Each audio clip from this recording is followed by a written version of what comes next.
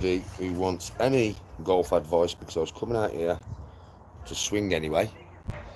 So I thought, while I'm out here, yeah, if there's any beginners who are starting out and you want any advice, I mean, obviously, if you're advanced, yeah, there is no point in me giving you any advice because you should know everything anyway.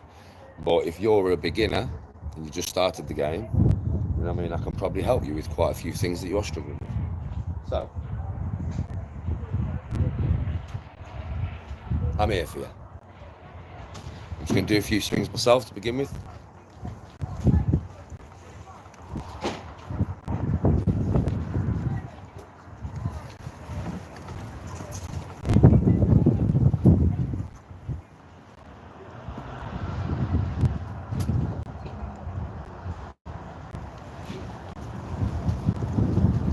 Yes, Luke.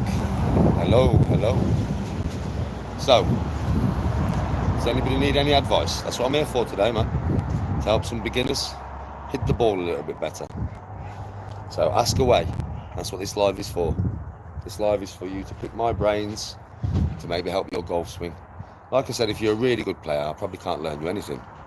Yeah. But if you're a beginner or you're having problems with your swing, I may be able to help you.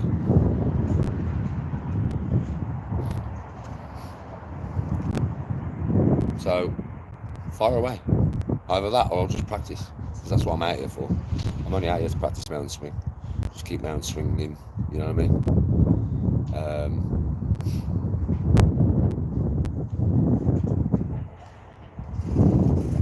The positioning for longer irons. Well, there's no difference really, bro.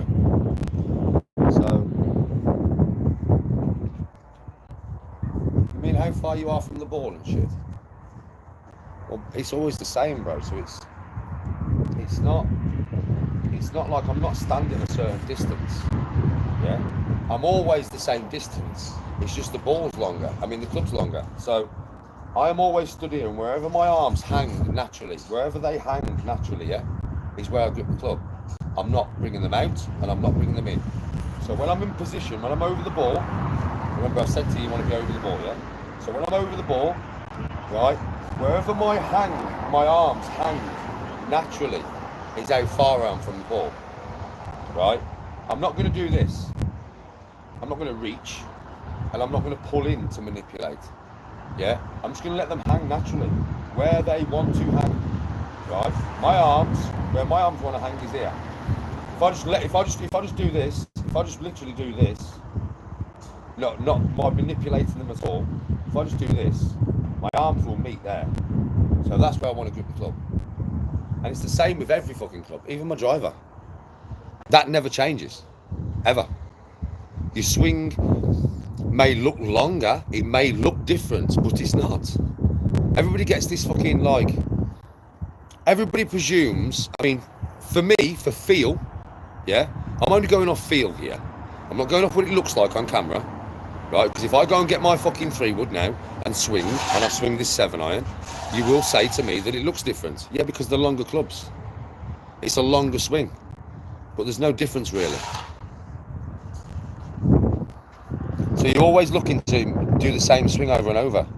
Over and over. Same swing. Doesn't matter what club it is. Yeah, it's the same swing. Same swing. Over and over. You might be stood further away from the ball, but that's only because the club is fucking longer. But you're still going to swing the same. So the way it feels to you, your swing never changes. Not if it's a good swing anyway, it never changes. Yeah. Obviously, you don't want to be, if you're out here and you're reaching, for one, you're going to be in the wrong position. Your back's going to be all in the wrong position. It's really hard to keep your back straight when you're leaning out here. And if you're too close, you'll feel it, man. You'll be close to the ball. You won't have no space to swing. Yeah? So it's just where your arms sit naturally, bro. Just where your arms sit naturally. Just where your arms sit naturally. And it's the same with any club. Doesn't matter what club it is.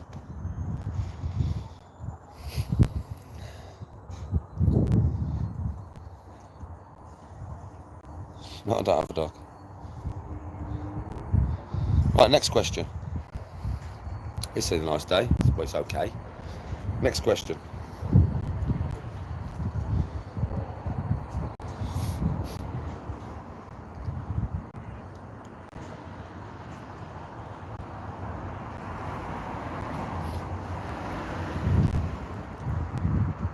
Come on, son. Where are you?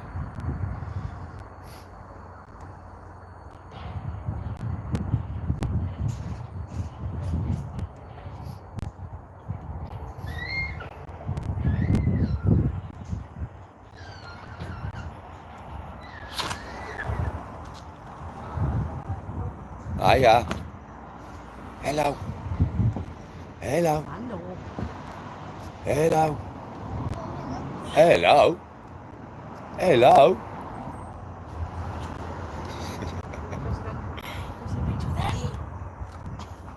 Bye. Is there a way to put spin on the ball?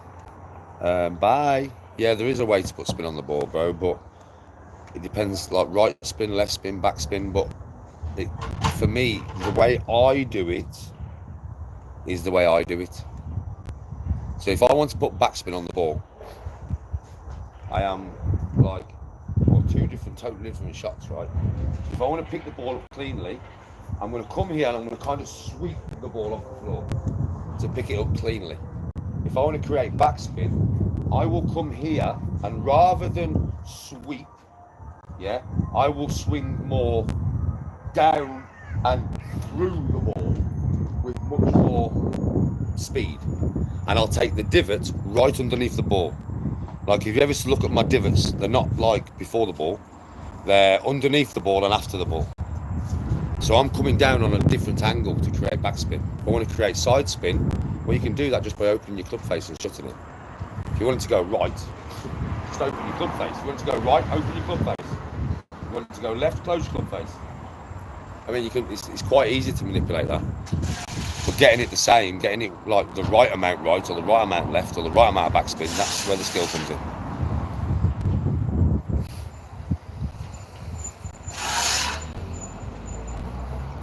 I'm great, Anna White, over here. Next question. Yes, Gary, how you doing? I'm just running people through any basics or anything they want to ask me while I'm out here in my golf club. So yeah, I'm just here for the people who are beginners.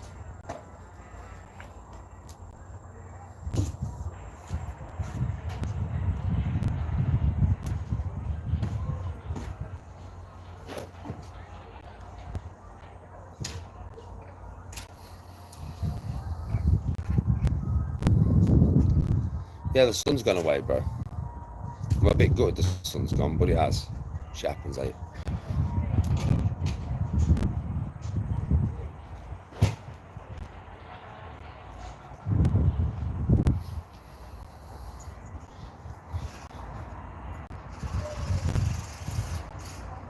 Yes, everything feels the same. It feels the same. It may look different. Like if I go and get my driver.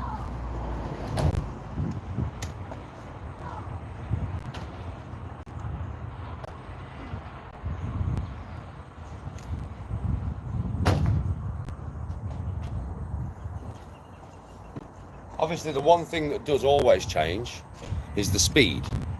So my driver swing is a lot faster than say my 7-iron, right? It's a lot faster, yeah? But it doesn't, I don't do anything different. So 7-iron, yeah? 7-iron. Driver.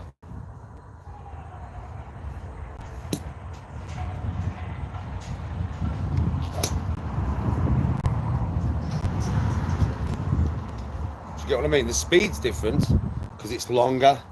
I can generate more club head speed and stuff like that. So when I whip it, yeah. So yeah, the speed is different, like way different. Like the speed is way different, but the swing isn't. Like I'm not doing anything different.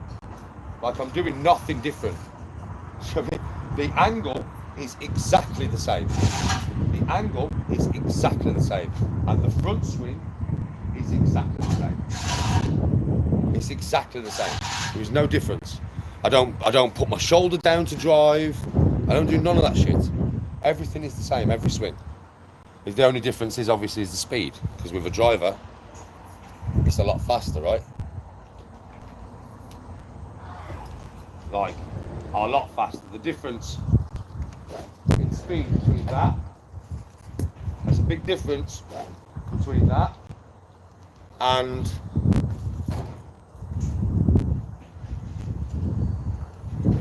that. Probably about 40 or 50 miles an hour, you know. No joke, probably about 40 or 50 miles an hour difference.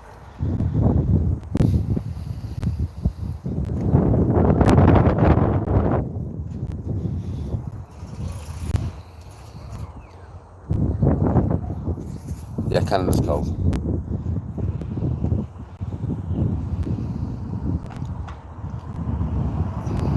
I couldn't beat Rory, don't be stupid.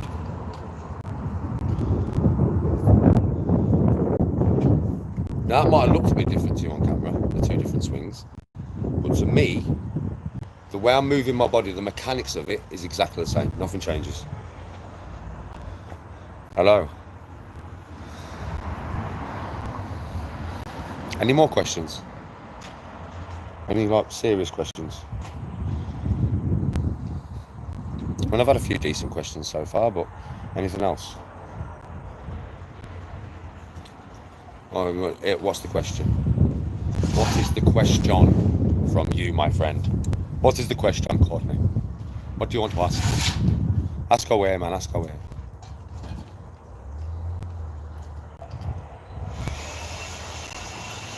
Just normal, same as my normal grip. Exactly the same as my normal grip. Just very gentle. Do you need upper body strength for golf? No. Yes, if you have upper body strength, you'll hit the ball further. Obviously, the more muscle you have, the more power you have, of course you'll hit the ball further, Courtney. But you don't need it, though. You don't need it. You just need to learn the way the body moves and the way to transfer your body weight. Obviously, the more muscle you have and the more speed through the swing and stuff, the more athletic you are, the further you will hit the ball. But it doesn't make no difference to your physique or your athleticism to actually playing good golf. That's only distance.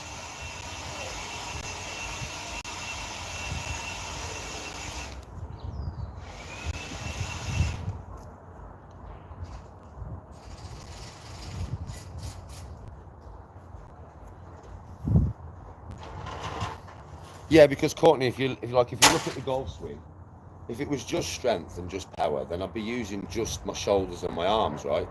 So I'd be doing this, wouldn't I? As hard as I could. Yeah? Just my arms and my shoulders. As hard as I could. Yeah? Well, that's not the golf swing. Does that look anything like the golf swing? No. Obviously, as I come back here and I shift my weight into this hip, yeah? When I come through and I bring this hip round, like that is actually what propels the golf ball. Not my shoulders or my arms, yeah? It's actually that movement. I know it looks so small, such a small movement, right? But that is actually what propels the golf ball right there. So as long as you can do that, you'll always hit the golf ball pretty far. I mean, there is a lot of women golfers, you know, Courtney, that are like your size, well, you're like 5 foot, yeah? You can watch them on the PGA Tour. They're still clocking 240, 250 yard drives because the timing's perfect and the weight transference is perfect. Do you get what I mean? So, yeah, like big geezers with big muscle will hit the ball really far, but it doesn't really matter. As long as you can get this, as long as you can kind of understand how it works and just get it nice and, repetitive. Nice and repetitive.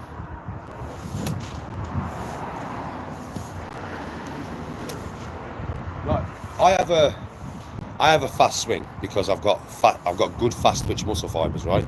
You know I have from all the training that I do and all this and stuff, yeah? Right? So I have a fast swing. So I'll show you the difference in yardage. 7-iron, right? So if I swung at this with this speed, my normal speed, yeah? If I swing like that, that's 160. That's like a 167 iron, yeah? If I swing like this though,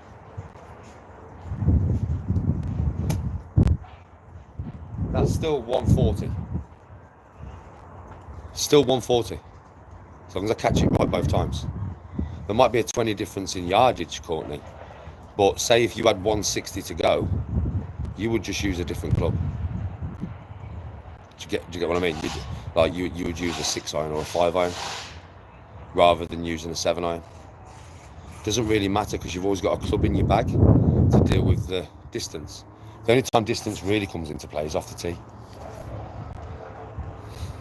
I'm 6 foot. Any more questions? Golf questions?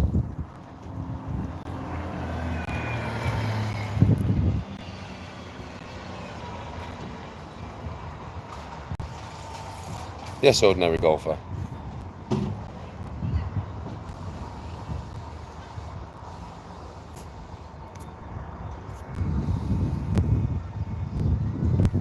My handicap 15 at the moment, but I'm better than a 15 at the moment, to be honest. I'm probably playing for about a 13. Hitting off the toe. If you're hitting off the toe, bro, it's purely one thing. It's not your swing. It's the distance you are from the ball. So if you're hitting it constantly off the toe, yeah, you are literally, I guarantee, if you film yourself, you will look like this.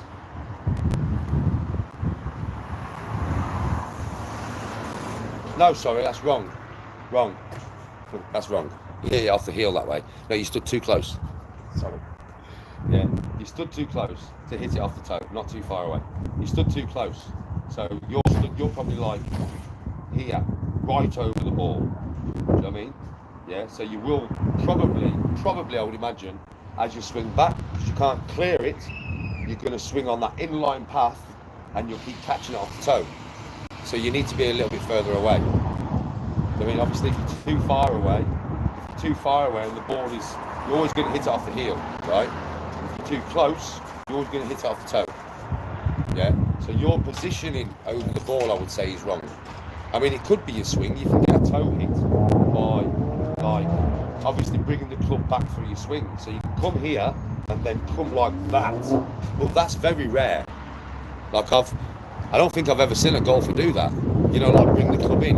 Golfers sometimes bring it out, but very rare do they bring it in. Like you might have a golfer do this, come here, and then rather than be here on his strike path here, you might see him go out like that. But it's very rare that you see a golfer come in. Because as you can see how dodgy it is, how hard it is to actually come in when you need to swing into your body. It's really hard. You'd be off balance all the time. So what I would say is you probably just stood too fucking close to the ball. And it'll only be that much. It'll only be that much. So it's like, I said this earlier, where you stand from the ball is where your arms naturally hang.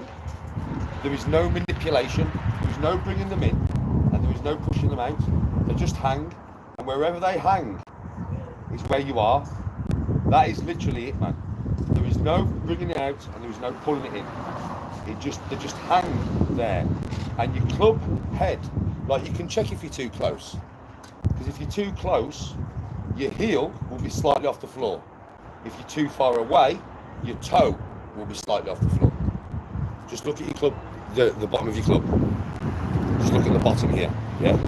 Right? If you're too far away, it'll be like that. If you're too close, it'll be like that.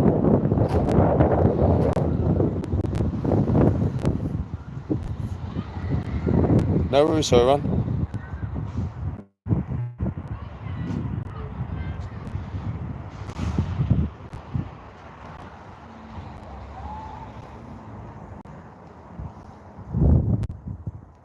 Coming across, it can cause you to hit it off the toe, but you have to come across quite a lot, don't you?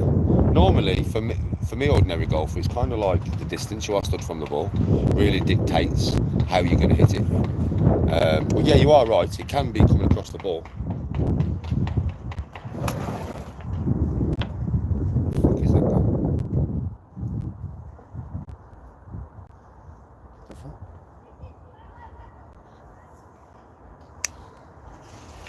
What? What's in my pocket?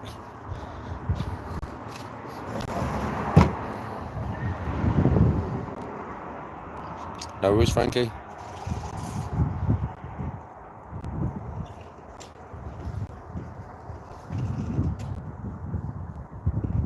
Easy, mate. Hello, Terry.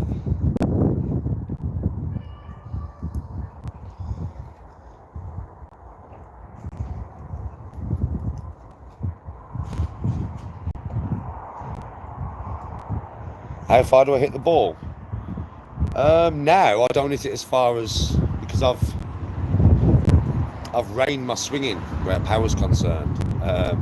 So now I'm probably hitting it between 270 and 300 with my driver, I would say, unless I actually go for it. But I don't really go for it much now, to be honest. I don't get after it like that much because I'm trying to control where he goes. And my 3-wood, 250 to 290. I mean, depends on what I want to do with it. Depends on whether because with my driver, like, most time you'll see me on the tee, and my hands will be here on my grip. This is mostly where I grip my driver, which is like 270. But if I grip it right here, I'm getting extra yardage. But it's rare that I do that, because whenever I grip at the bottom, if I grip right to the bottom here, yeah, I am going for a big hit. I'm going for a big fucking hit if I grip it at the bottom. Now, I used to do that all the time, but nowadays I don't do it too much. Nowadays I'm looking for more of a controlled swing, so I'm gripping a little bit further down, shorten the shaft. I'm looking for more like that, yeah, which is more accurate than hitting it far. So I can hit between ranges. It all depends on how I want to hit the ball. But nowadays I'm not going for distance really. I'm happy with 270, 280 with my driver. I'm happy with that. I don't need no more than that.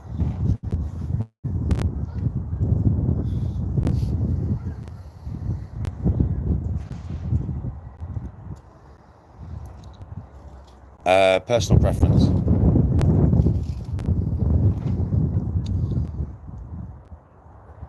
I'm not a lefty. It's just reversed on here. Oh no, bro. Listen. Who was it who said that? Golf pervs. Right? Listen, bro. See these? Oh yeah, you know, don't you? You must play golf, right? So you understand how hard these are to hit. I bet you'd hate to try and fucking use these bad boys, yeah?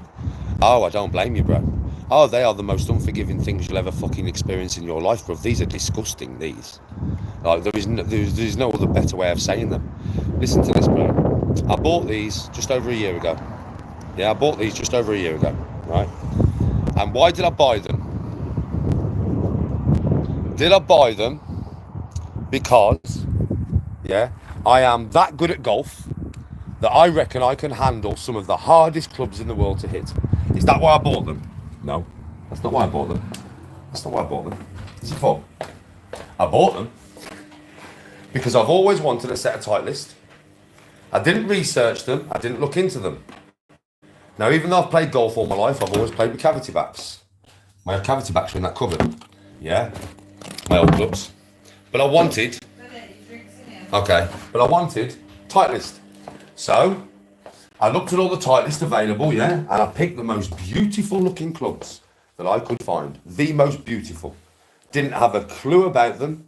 Didn't know what they did, what they couldn't do.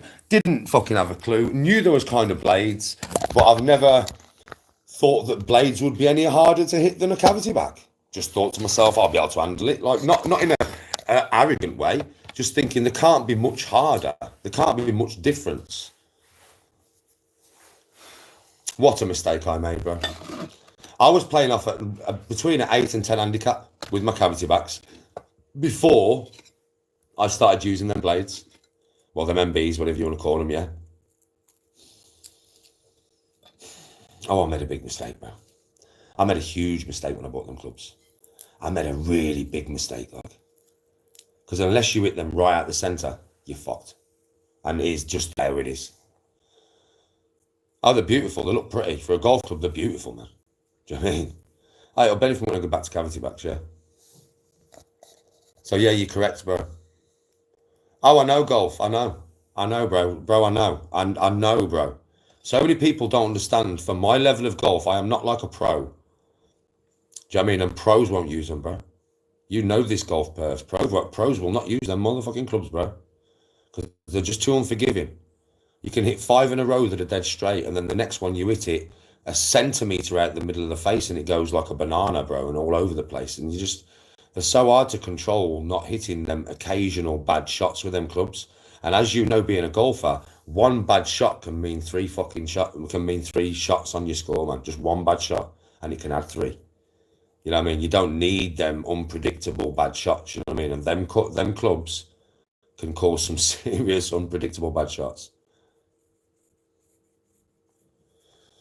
Yes, bro. I'm banned off TikTok till on my second channel till about 6 o'clock tonight, and on my main channel for another 2 days. So yeah, I do realise, bro. I literally do realise. Like, I do realise that I made a mistake when I bought the clubs, but I've got them now. I've got them, right? So I've got them until I can get the money for some new ones, which will be like, I'm going to buy them next year. I already know what I'm buying.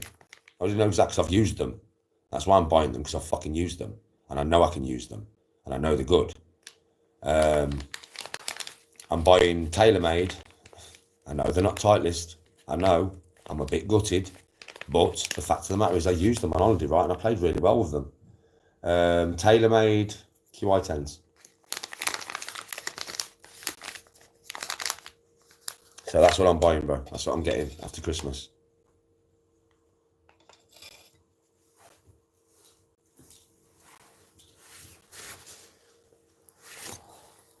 Go on clubs for cash, mate, or golf bidder. Trade them in for Titleist T200s. Probably get a straight swap. Well, what's Titleist 200, T200s, bro? What are they? I don't want to get another club that's another blade, bro. I mean, are these blades as well? So I don't need no more blades in my life, bro. The reason I wanted to get the TaylorMade, yeah, is because, to be honest with you, brother, I played with them once on holiday, and I've never used the clubs before in my life. And that day, I played about as good with them clubs as I would with my own set. And to do that with clubs that you've never used is weird, innit?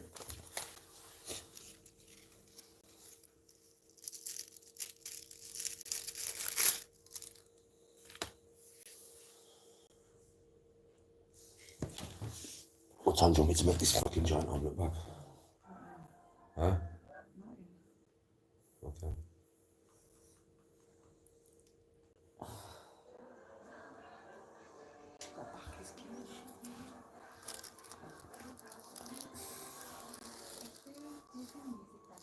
Class iron, forgiving, Titleist iron, but still look lush.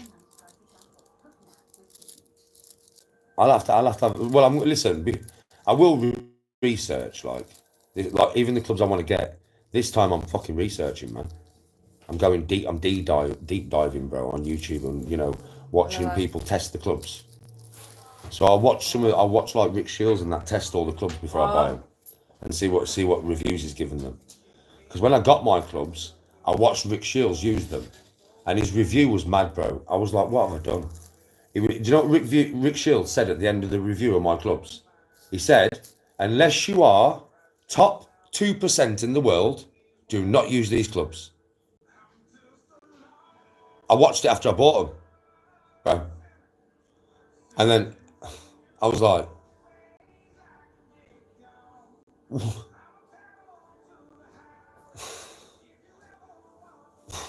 what have I done? What have I done? What have I done? And now I've just had to learn to use them. They're hard to use, bro. No, do I fuck? No, I don't think I'm the top 2% in the world. That's fucking literally what I'm saying. I mean, open your bastard ears, bro. Did you see my face when I said that? That for the top 2% players in the world, use them. I only use them if you're in the top 2%. And then I went, do you think that face means I'm in the top 2%, bro? Or do you think that face means that I ain't nowhere near that top 2%? What the fuck are you on about, mate? Read the room. Read my face. What the fuck? Yes, Sean.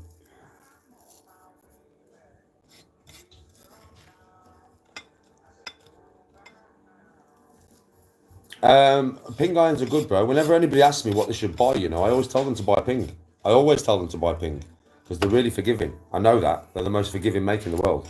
So I always tell newcomers to golf, I'm like, buy ping. Don't buy anything else, just buy ping. And I do tell people to do that, like, it's mad, innit? So I know ping is a good make. Most forgiving clubs in the world, bro. I know golf pervs, innit? Open your fucking ears. I mean, Jesus Christ, mush. Geezer's dumb. Do you know what I mean? Dumb.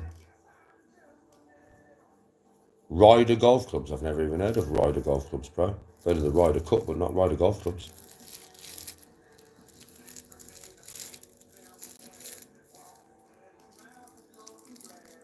I think use a lot. Yeah, I know that PSG, that new make, innit? Yeah, I know, man. It's been out a few years now, innit? And a lot of people are using PSGs. I know they are. I know. For me, I'm definitely going to stick to, I'll tell you straight, I'm only going to stick to certain makes. I'm only sticking to certain makes, man. TaylorMade or Titleist, really. They're really the only two makes that I want to go with, to be honest. Because in my opinion, they're the best two makes. I know you've got Mizuno. I mean, I would consider Mizuno, you know, because I know how good them clubs are, man. I just know. Yeah. So I would consider Mizuno, maybe, because they're very well made.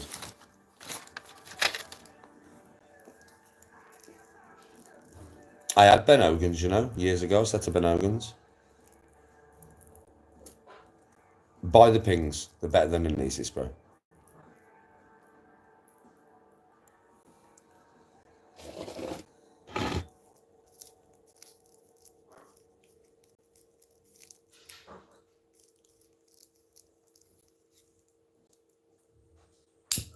Nowadays, I drive at about 270, 280 on just my average drive, I reckon.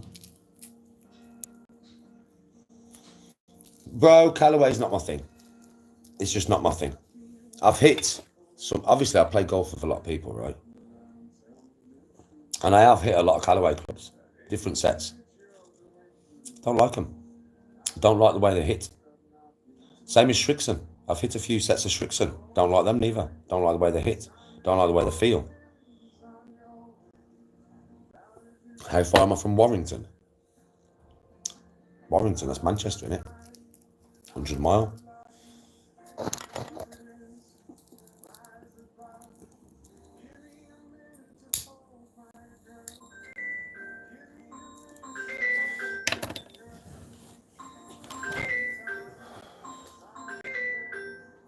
I'll phone you back a bit, princess.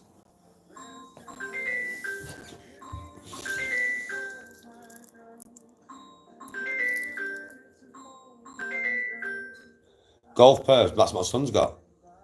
My son has those fucking clubs, bro. That's what Ethan has. That's his set, and I have used them. I've used his set. Oh, bro, I hit them wicked. Couldn't control the distance because they go way further than my blades. They go way further, bro, than my clubs. Like way further, you know. Like, you know, the irons. Like my 6-iron with Ethan's clubs, nearly 200 yards, bro. I was like, what the fuck? Do you know what I mean? It's like they hit it so much further than my blades. So they fucked me up that day with just the distance control because I didn't understand how far I was hitting them. I was hitting a pitching wedge like 130 fucking yards, bro. I was like, what the fuck is going on here? You know what I mean? So, yeah, they're wicked. My son's got them upstairs, bro. They're his clubs, yeah? And they are very good. They are. We'll give them that. They are good, man.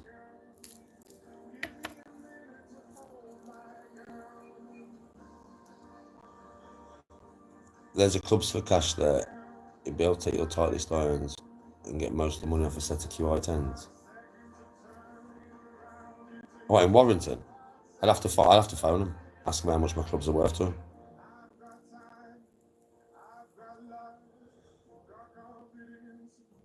TaylorMade bombers, I don't know what they are.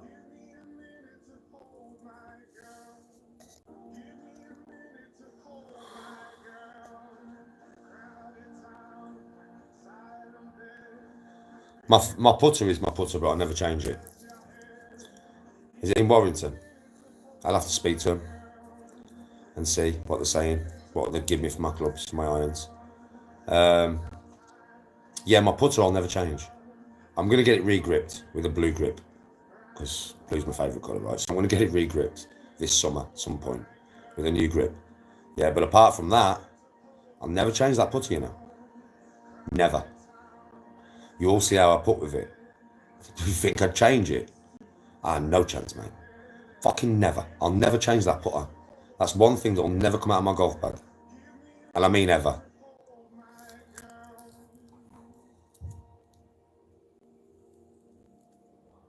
Oh, burners. I've heard of the burners.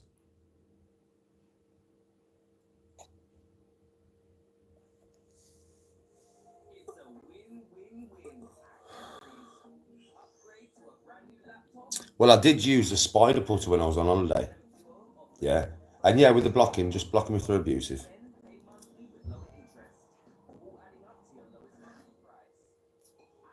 Let me know when I'm in Wales. When I'm in Wales, bro, I'll let you know and I'll come for a round of golf with you. You'll have a laugh playing golf with me, bro. Do you watch my golf channel? You'll have a laugh on the golf course, bro. I don't take it too seriously, but I do also play some decent golf. You know what I mean? So, like, you know, if I'm on the green with you, bro, and I'm anywhere 40 foot inwards, you know you're going to stop and watch, aren't you?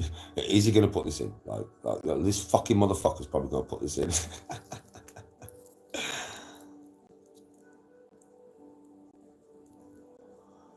Yeah, Sean. Yes, Tom. Lovely course called Neath. Tom, I said the other day I might just go round with my putter. I might just play with my putter, you know, bro. I might just play the whole round with my putter. I might just be like the next PGA Tour Pro, yeah, but just putter. That's all I got in my bag. Just putter. I got like 14 Odyssey 2-ball putters in my bag, bro. All different lengths. I drive with one, I chip with one, I putt with one, I come out the bunkers with one. I mean, I'll probably be all right, you know. I'd smash it, bro. Yeah, it was, Gary, it was. Joe, let me ask you all something. You all play golf, right? What was so special about that eagle yesterday? I know what was special about that eagle. I know what made that eagle special. It was, I'll give you an idea. It was something to do with thought. What made that eagle so special? Let's see if any of you can guess. Because some eagles are just eagles. They're just eagles. Yeah. Sometimes the putt drops luckily and all that kind of stuff. But I'll tell you what, I'll wait, see if anybody can guess. If you can't guess, I'll tell you. Nope. Kind of, Tom. Oh, I did think a lot about it. Oh, I did, Tom. I thought a hell of a lot about it. But that's what it was. It was the fact that I drilled it into the centre of the hole with pure confidence that it was going in. It was the confidence behind the putt. It was not bottling an eagle opportunity, giving it every opportunity to go in that hole. Picking my line, sticking to my line, and just going for it. That was the most impressive part about that. It wasn't even the drive that went on the green. Well, the 3-wood that went on the green. It wasn't the 3-wood that went on the green. That was impressive because I had wind against me. It was a massive hit with a 3-wood. I don't even know how far it was with that wind in my face, mate, but it was fucking huge.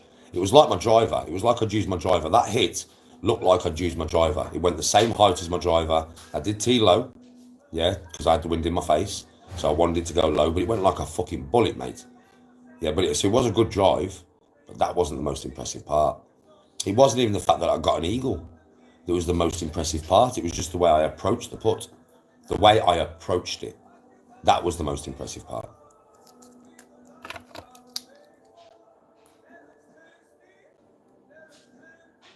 Nah, there was no thought, Sean. There was no thought of missing. I don't know if you realised when you watched it, bro. You saw it in my eyes, bro.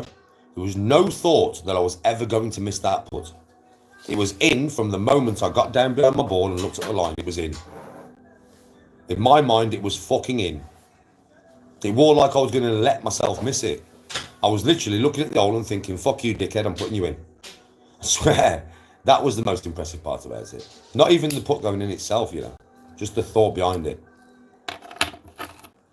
I don't know ordinary golfer. I've got to do a lot of... I do want tailor-made QI10s, to be honest. I really do, bro. I can't get my head off them. I know somebody said, Danny, the Titleist T200s and that, but I've used these QI10s, man. I've used them, bro. I've used them.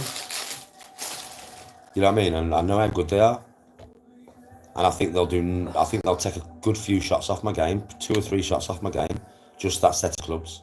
I have a lot of confidence in the club, and I've only used them once.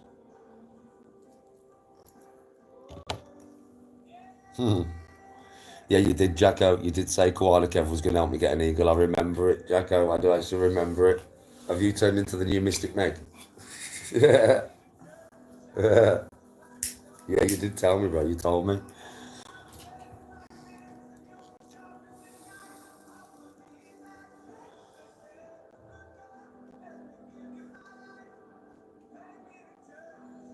No, no going back once I'm tailor made, bro. No going back.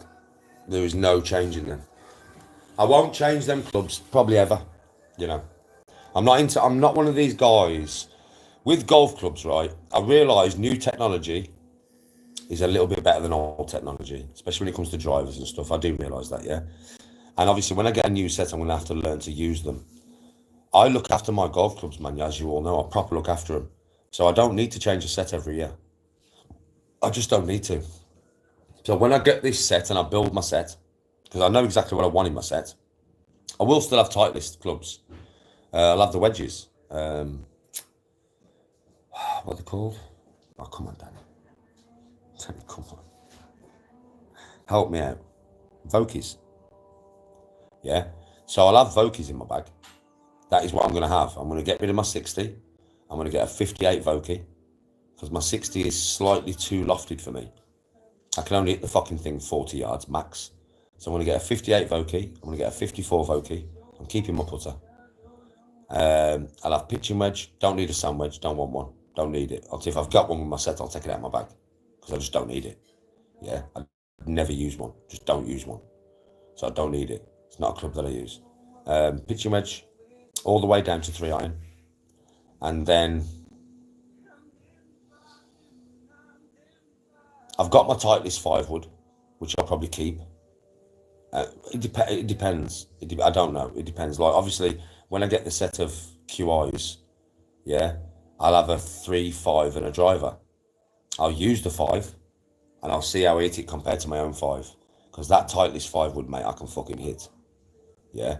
So the 5 wood I might not change. The 3 wood I will change, but I won't want to. Because it's my dad's. No. Yeah.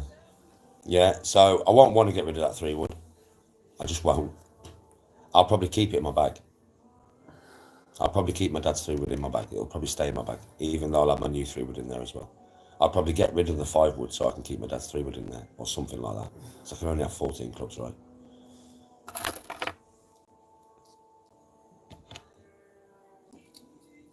No, Gary. No. Nike stuff shit. The balls ain't too bad. Balls ain't too bad. Clothes are good. The balls ain't too bad, but there's better balls out there, bro. The best ball on the market is the Pro V1. That's the best ball, bro. Titleist Pro V1, best balls. Without a shadow of a doubt. Closest that I can get to them is Strixon's soft feel. Because the Pro V1s have a soft feel to the club, so you create a lot of spin. You can create a fucking lot of spin, bro. They like stick to the face more than any other ball. Some balls, they have a very hard exterior. Yeah, and it bounces off the face. And you've got no control over that. A ball that grips the face, you can have control over. Well, the only 2 balls that I can get that kind of control is the Strixon soft feel that I buy or Titleist Pro V1s. There is no other ball that has that grip factor. And it's like you lose distance off the tee, obviously, because it grips the club rather than bouncing off it. So you lose distance off the tee, put around the greens, mate, and putting, you gain so much control. I swear. That's what they're made for. They're not made for hitting it far. They're not. They're made for control with your irons and your chipping and your putting.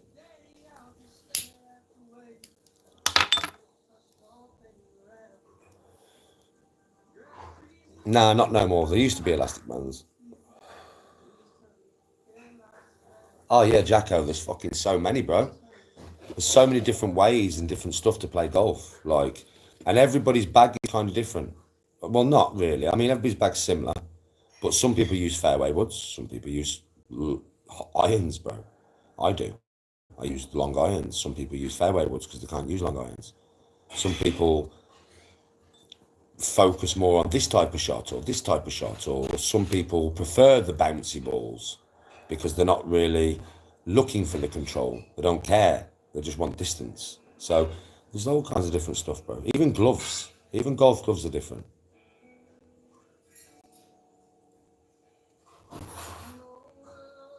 What do I think about a 7-wood? Well, my nephew relies on his 7-wood for his whole fucking round. I don't like them. I don't see the point in them. For me, I'll tell you straight, yeah. If you can't use long irons, you need a 7-wood to replace your 4-iron, 5-iron-ish, yeah? But if you can use long irons, you do not need a fucking fairway wood. You will always get more control with spin and stuff like that with an iron than you will with a wood. Woods are for distance. That's all they're for. There's no other reason for a wood in a golf bag, in my opinion anyway, than distance, man. I use my driver or my 3-wood to hit it off the tee as far as I can. And then I use my 3-wood or my 5-wood on par 5s to put it on the green in 2 because it's fucking far away. Other than that, I don't use them. Because if I'm in a predicament where I could hit a soft 5-wood off the fairway or take my 5-iron and hit it normally, I'm always going to take my 5-iron. So I can get more height to it, more control, more backspin.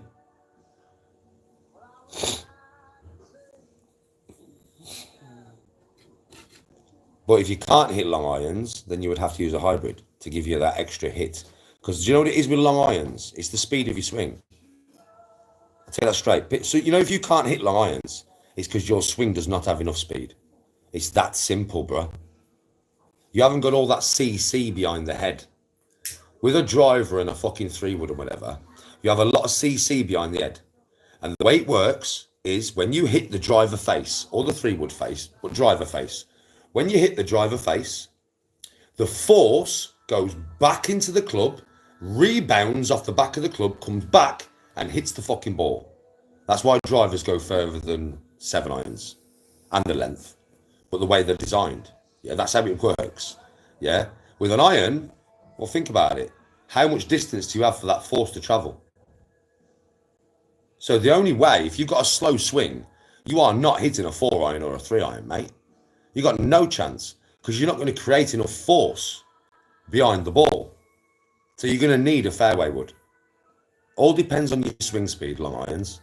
I hit long irons so good. You see me hit my 4-iron. You see me hit my 3-iron off the deck like I'm hitting a 5-iron, yeah? That's because I have a fast swing speed. If my swing speed was slow as fuck, I wouldn't be able to use that club.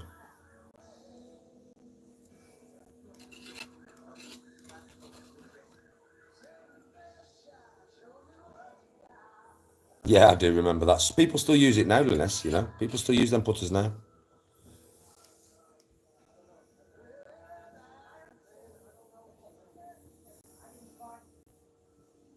Oh, yeah, Ollie, I said this earlier when I was showing people, like I was trying to explain, because a lot of people think you swing different with a wood. Somebody was arguing with me, you know, in chat about this, about fucking Waterbow, about 2 months ago or something. Somebody was arguing with me and saying, no, your driver swing's different to your fucking 5-iron swing. I was like, no, it's not. Not the way it feels to me. It will look different because the club's way longer. So my swing's going to be different. It's going to look different. Don't get me wrong, it will look different. But I'm not doing anything different. Because if I'm changing my swing for the club that I'm using, that means I've got to learn 14 different fucking swings, bruh. Are you mad, bro? I've got to learn 14 different swings. And then the individual swings that go into each club as well. You know, pitches, chips, fucking lobs, fucking flops. I've got to learn all that. And 14 different... No. Your swing never changes. That's how you become repetitive. That's how you become consistent. The swing don't change. Don't let anybody tell you it does, because it fucking doesn't. I hit my driver. A lot of people with the driver tee up really high. Yeah. They drop this shoulder and they try and hit up on the ball. Yeah. And they think that that's going to give them more distance. Okay. So how come I can hit my 3-wood 300 yards off a tee that's that low to the floor and I don't change my swing at all? I don't drop my shoulder. I don't hit up on the ball. I just hit the fucking ball. How do I hit the ball so far with a 3-wood? If that's the case then. It's not. It's not. That's a myth. It's a myth. Some people tee up high and hit up on the ball for the simple reason because that's their swing. Some people, like me, yeah, every swing's the same with every club.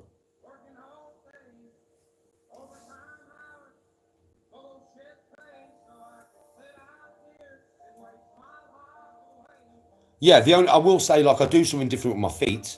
When I'm using a driver or a 3-wood off the tee, I widen my stance a little bit to get a firmer base because I affect the club head is going to move faster. That's the only thing I'm going to do, you know. As the clubs get longer and the club head moves faster, because it does. Like an 8-iron for me is like what? About 90 mile an hour club head speed? My fucking driver's like 175. There's a big difference there in club head speed. So if I have a narrow stance, I wouldn't be able to keep the balance. So the only thing I do as my swing speed goes up, it only goes up because of the clubs that I'm using, by the way. Yeah, I just widen my stance a little bit to give me a firmer base. That's all I do.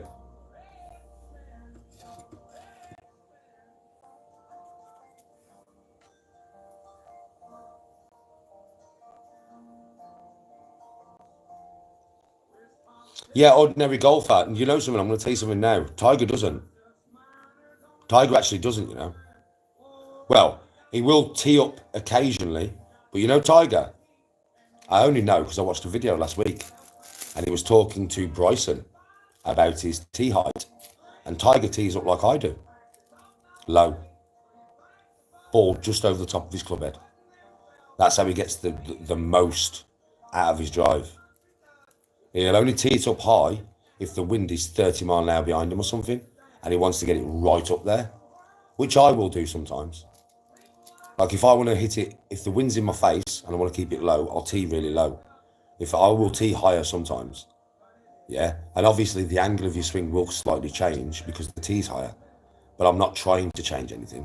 It just happens to change because I've got something different to hit. It's in a different place to normal.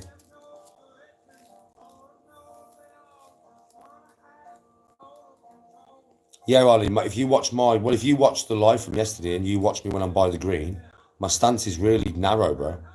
When I'm doing a chip or something, my stance is really narrow, bro, because I want to be right over the ball. I want to be right above the ball. Yeah. When I'm on the tee, I widen my stance, and yeah, I probably do sit back a little bit more. Do you know what I mean? Than what I would normally do. But that is just a change in the narrowing of my stance. If I narrow it, I stand up more, and I get more of a descending angle to get more height and spin. If I widen my stance, I'm lower to the target, so I don't get as much height and spin. I get more distance.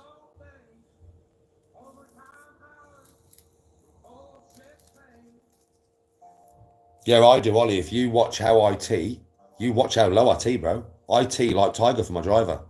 Watch it. Watch when I tee my driver. The ball is basically level with the club head.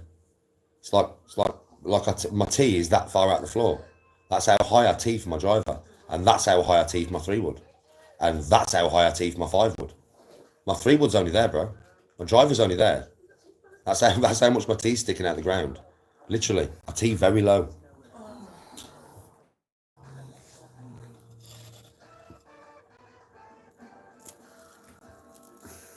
No, darling. What's the matter about?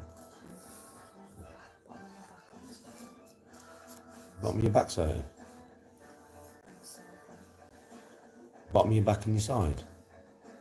That's like water infection now. What? That's like water infection now. Huh?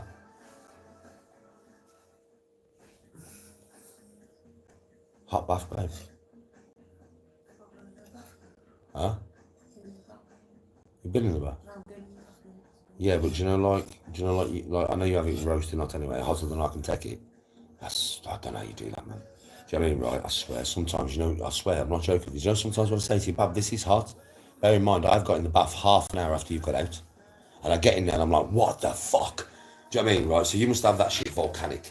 Yeah? Well, that's good for you, especially when you got eggs. So you know what you need to do? Like, yeah, I'm going to give you some advice now. I'll take that advice. Go and get in the bath. Yeah, remember when you're doing this shit, it doesn't matter how long you do it for. Right, when you run out of air, you just take a breath and hold it in and wait for the round to finish. I'm going to give some advice now and it will really help you. Go and get in the bath, lay down, take one of the phones, put Wim Hof breathing on and do it. Do you know what I mean? It will help drastically, babe. That's my advice to you. Because whether it's muscle pain, whether you've hurt a joint, or whether it is water infection, it will just raise everything. Your immune system, the lot. And just chill. Like even when you finish Wim Hof, don't get out of the bath. Lay in that bath until you turn wrinkly like a fucking wrinkly. Like just lay there and just let yourself wrinkle to fuck.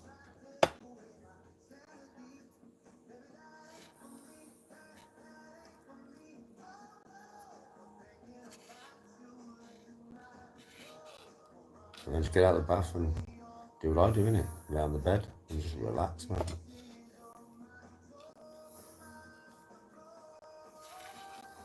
Because you've either done it from training or you've got a water infection. I was fine until I fell asleep there last night. How was the settee done you in? I don't know. Oh, listen, the settee can do you in, you know. I didn't even think about that one. I forgot you fell asleep on the settee last night. Yeah, that's Curled up a little. yeah, Tom, that's it. The settee can do you in, you know. Like it can beat you up in while you're asleep. It's done it to me loads of times. So I reckon what's happened is you fell asleep and the gremlins have come out of the settee with the little hammers and the chisels, right, and just started hammering you back. If they do that, you know, we've got gremlins that live in I'm telling you. So I woke up some mornings and I feel 97 years of age. All my bones are creaking and everything. I'm freezing cold. You know what I mean? So maybe you've had the gremlins, the settee gremlins, come out. I am looking forward to Happy Gilmore too.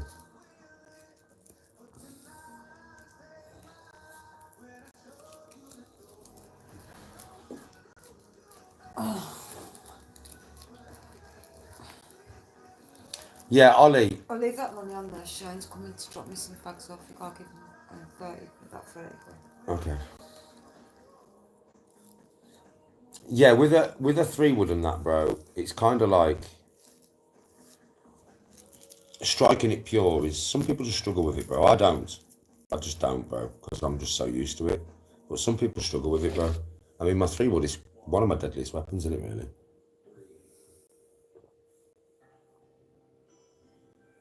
Settee gremlins, man. Yeah, Sir Nick. Definitely.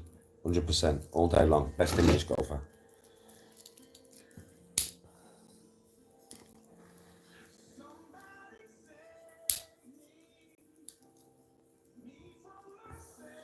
So when do you want me to make this omelette?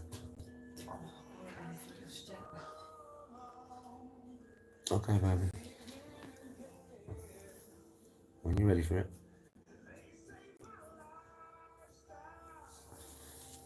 Yeah, he was solid everywhere.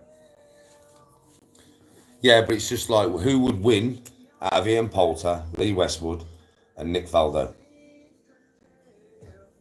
And Tommy Fleetwood. Yeah, who would win if there was all 25 years of age? Nick Faldo would beat them all. So he's the best English golfer ever. Ian Woosnam included. Right, fucking Justin Rose, put him in there as well. Makes no difference, bro. Nick could beat them all. He'd just beat them all, bro. He was solid in every aspect of the game. He wasn't amazing at anything. He wasn't the longest driver. He wasn't the best putter. He wasn't the best out of bunkers. Sevi was the best out of bunkers back in that day. Sevi Ballesteros, yeah. He was the best around the greens. The best striker of the ball was probably Ernie Els. Probably one of the best strikers of the ball back in the day, because he was so smooth with it. It was so consistent. But Nick didn't have none of them things. He wasn't the longest driver or nothing. But he was very good at all aspects of the game. Just a very good all-rounder at everything. That's why he was so good. All right, white boy.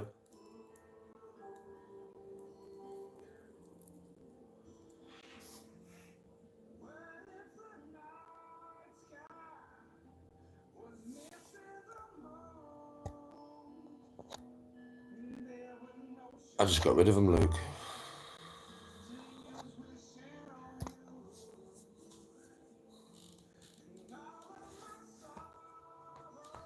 Nick's my hero golfer.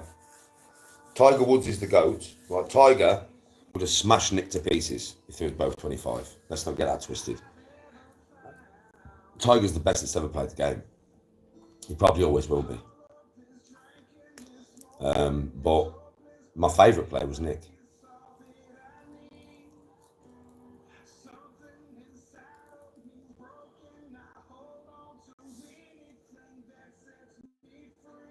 Oh, who run? Don't get me wrong. Justin Rose and Tommy Fleetwood are fucking brilliant golfers, bro. I'm not saying they're all brilliant golfers. Everybody I've just said they're all brilliant golfers, bro. They're all brilliant, but just the best out of all of them is Nick.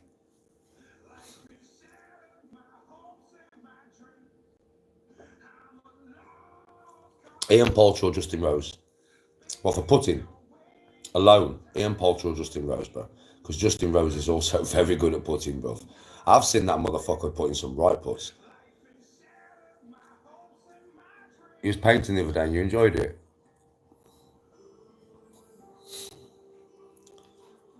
I'd clean and feed your white boy, need a packed lunch for work and that.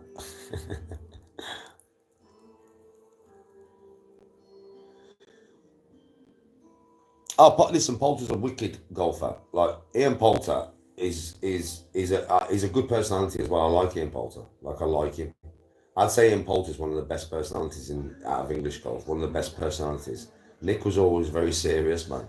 You didn't really see him smile that much, man. To be fair, yeah, Ian Poulter's probably the best personality to come out of English golf, I would say. Sergio Garcia. The only problem with Sergio Garcia, bro, is he shows so much of lack of respect a lot of the time. That's the only thing I don't like about Sergio, bro. Do you know what I mean? Smashing up the courses, digging out the greens and that. You're a fucking professional, bruv. Just because you think you can get away with that, you should know better. The greenskeepers go through hell and high water to give you the best greens to play on. And you type in Sevi Ballesteros losing his temper. I would call it spitting out his dummy. Yeah? And you'll be disgusted. When you see it, bro, you'll be disgusted as a golfer. You'll be like, I can't believe I've never seen this before. Wait till you see it, bro. Right, it's fucking wrong, bro. He's smashed up bare courses and that, bro.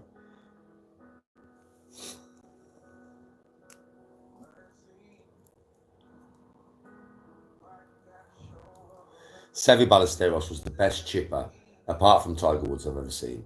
The best person around the greens I've ever seen, bro. Fuck me, that geezer, mate, was something else. Any little fiddly shot, it was amazing, man. Bunkers, chipping, flop shots, just fucking amazing.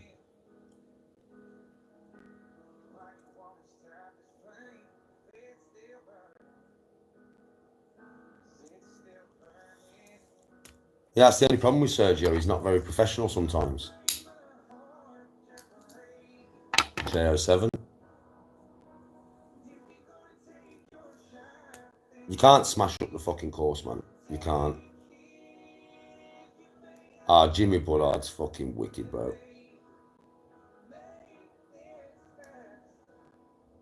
Ludwig. No way. Don't talk to me about that name, Huron. Don't talk to me about that fucking name, bro.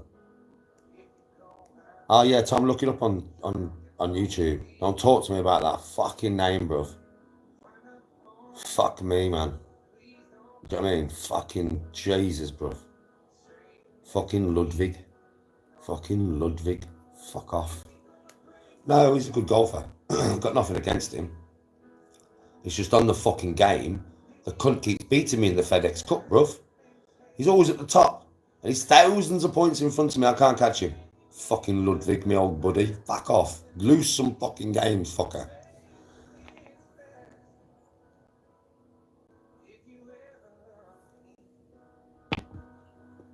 Oh, Sevi was composed. No, he had his moments. Sevi had his moments where he spat his dummy out. But not like Sergio. Sergio spits his tummy out a lot. Spits his tummy out a lot. I meant Sergio Garcia. Afternoon, Paul. How you doing, brother? Are you good, my bro?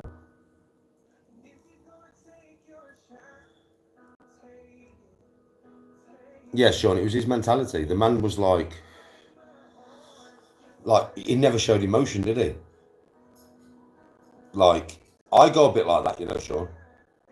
I don't think I did it from watching Nick. I've just something about me in it. You notice when I'm on the game or when I'm on the course, yeah, and I go into that mode, that ultra focus mode, and I put in a 25-foot putt, and you see no emotion from me, no happiness, no sadness, nothing, just no emotion, emotionless. Have you ever watched that on the golf course, Sean? When I go hyper focus mode, and I play a really good shot, and you see no emotion from me, none. Because when I'm in that mode, you know, bro, I don't feel happiness, no sadness. I've got like a tunnel vision. And I think that's what Nick must used to get. He used to just get tunnel vision, bro. Listen, Bullard's a wicked golfer. He's caddy Fanny, man. Well, she was keeping him nice off the course, as we know now. She was properly looking after his clubs, mate. No wonder he bought her a new car for her birthday every year. Hey.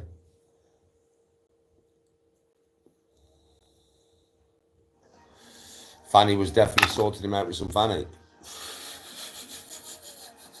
And that woman had some big thighs, man. You know what I mean? So, you know, I would imagine old Nick was held down a lot of the times. Do you know what I mean? Having his clubs polished and he couldn't do anything about it with them thighs wrapped round him, mate, because she had some right thighs on her, Fanny. Fucking man, some right thighs on her, that woman. Jesus Christ. And I'm not surprised carrying his bag around all the time, but, you know. Yeah, him and Fanny became very close, mate. Him and Fanny, that was his name, you know, Jacko, Fanny. That was his caddy's name, we're not joking. Her name was Fanny. Yeah. And he cheated on his wife with her. He was getting bare Fanny and that, bruv. But me and my dad guessed it years before he came out. We just guessed it. You know what I mean? Because, like, my dad was like, what would you do if you was on tour with Fanny? And Fanny's thighs. That's what my dad used to call her. What would you do, son, if you was on tour with Fanny's thighs? I'd be like, oh, Dad, fucking you know what would we do if we was on tour with Fanny's thighs, mate? You fucking know, mate. You fucking know, lad. Yeah.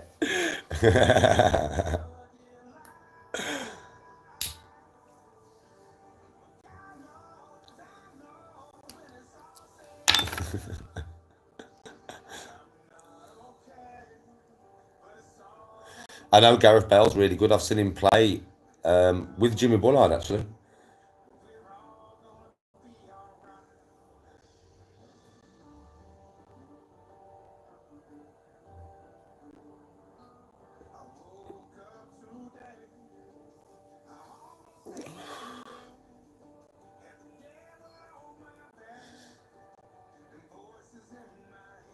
Well, bro, with a name like that, I don't think you're going to last too long here, bro.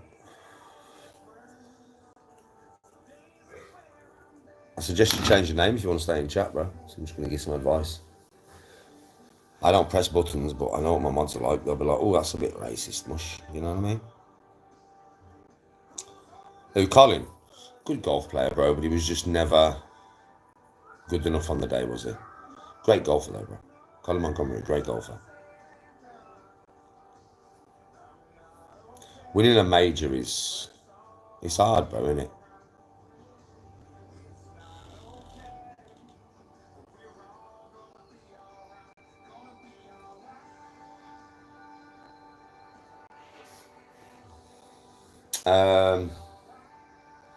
I have shown a course that you're not expecting, really, or a course that you've not seen. Put it that way, Sean.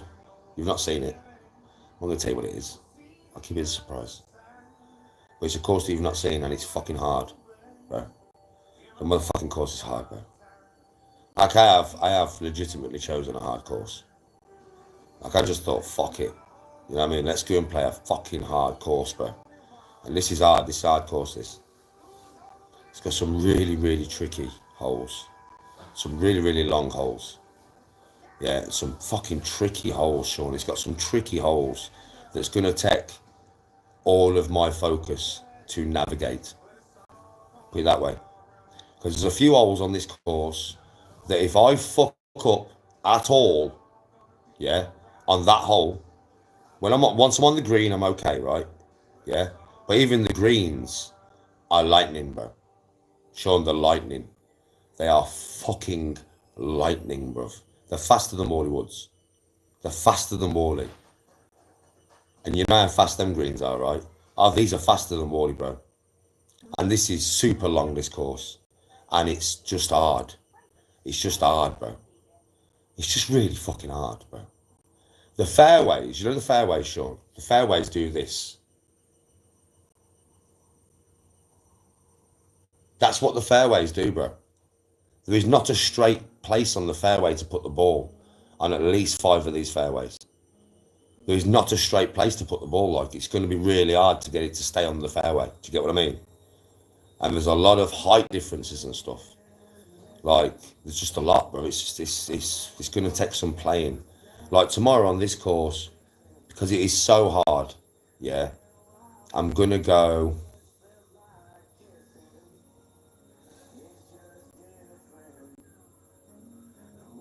86 or under. I get round that fucker in 86 or under, bro. I've done well. Oh, Sean, it's just solid, bro. It's just solid. It's just solid. There's a couple of holes there, mate, that are downright scary, Sean. I'll explain them when we get there tomorrow. I'll explain every hole to you, right? I've played there a few times in my life, so I'll explain every hole to you. I do kind of know the course. Bro. Oh, Sean. I've took on a right task. I have took on a decent task tomorrow.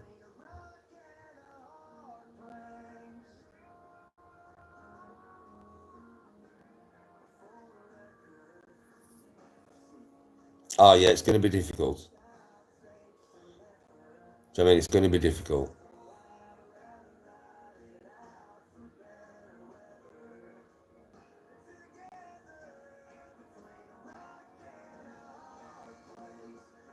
Nah, Jacko.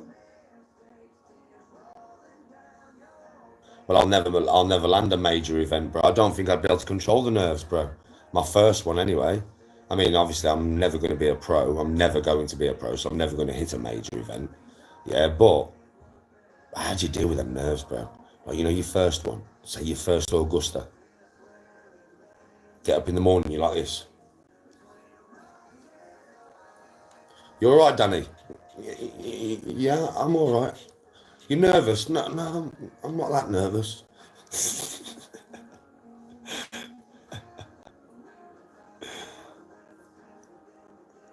Yes, Jacko.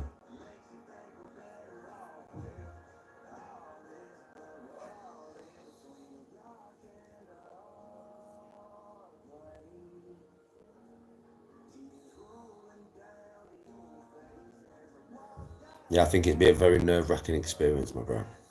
To be fair, very nerve-wracking, very scary. Like, because you know you got the whole world watching you.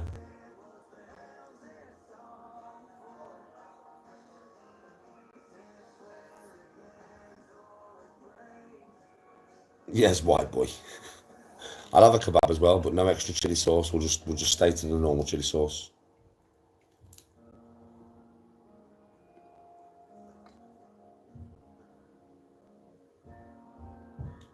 Or I'll be pulling faces like that.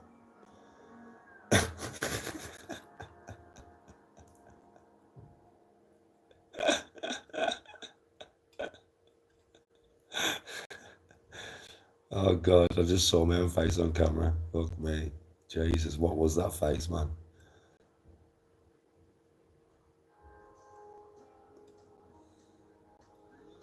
Oh yeah, Sean. Fuck me, bro. It would be the scariest experience ever, bro. It really would. How would you silence out the crowd? Like, and just like, I would have to go into full focus mode, you know, like I wouldn't talk to nobody, not even my caddy. I wouldn't talk. I'd have to not talk at all, Sean. You know that.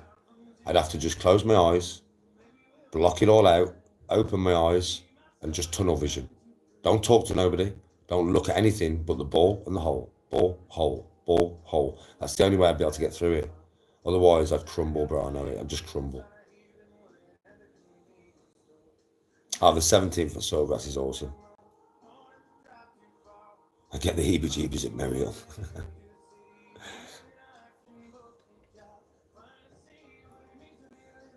Nah, Tony wouldn't be able to carry my bag, bro. I wouldn't do that to her, bless her. Do you know what I mean? I'm never going to be a pro, bro. I'm never going to be a pro, so I'm never going to need a caddy. Yeah, but if I ever did make it as a pro, as a fantasy thing, so we'll just talk a bit of fantasy now, yeah. So Danny becomes pro. That fucking tour bag, 14 clubs and everything I need on Tony's back. Jesus Christ, bro. I know she's strong, but I'd kill the little woman.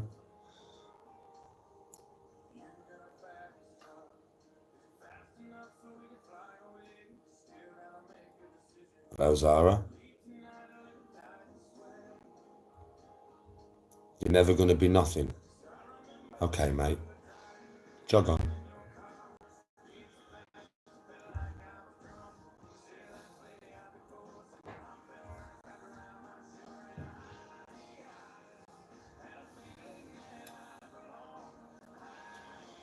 Do you know, Mr. Green? I reckon you're going to last no longer than 10 minutes in this chat, mate. Do you know what I mean? I just know it. I think we all know it. Do you know what I mean? I reckon we all know it, right? There you go. You didn't even last 10. You lasted about 27 seconds after I said it or something. Yes, Paul.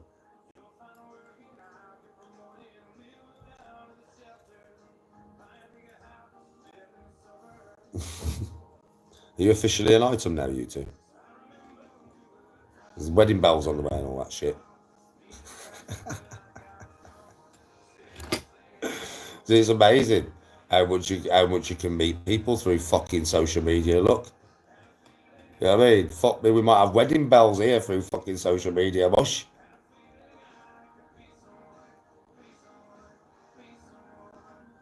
Love is blossoming. Is it blossoming? Oh, white boy. Oh, white boy. Oh, brother. Let me squeeze your cheeks. Fair play. What would my golf nickname be? Yeah, Danny the Matchmaker, man. I'm the new dating app. My channel is the new dating app. I am the new I am the new Tinder. Danny is Dinder. This channel is now called Dinder. Fucking get your subscriptions.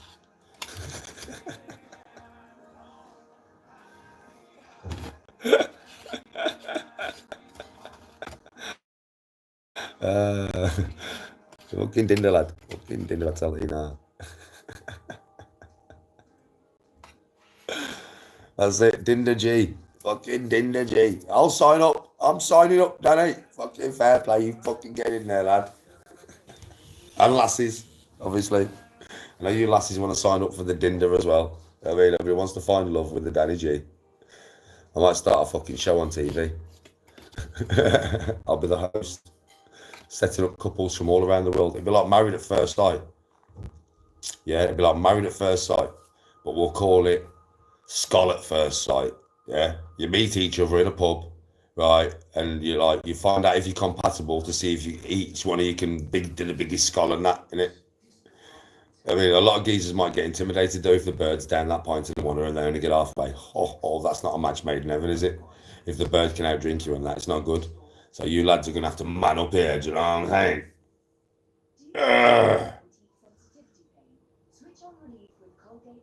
And then down that pint, mate. Don't be a bottler. You ain't never gonna find yourself a decent woman, mate. Woman loves a man who can down a pint, boys.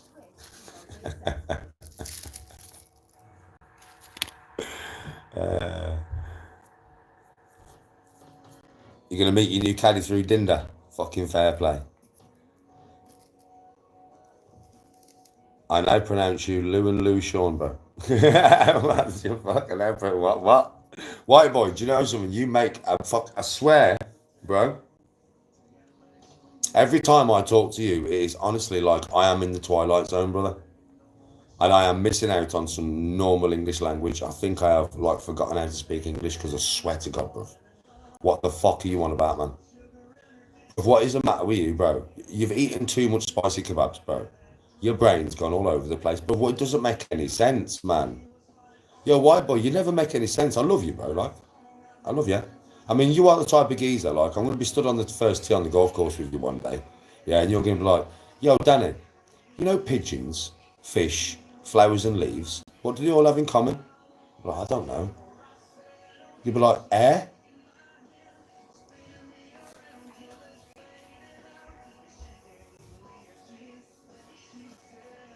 I'm like, what do you mean? I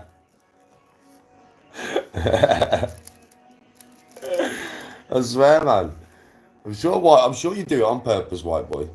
Yeah, just to see if you can muddle my head as much as you can that day. Like, I wonder how many times I can get Danny today. No, I'm not playing golf today, Carl.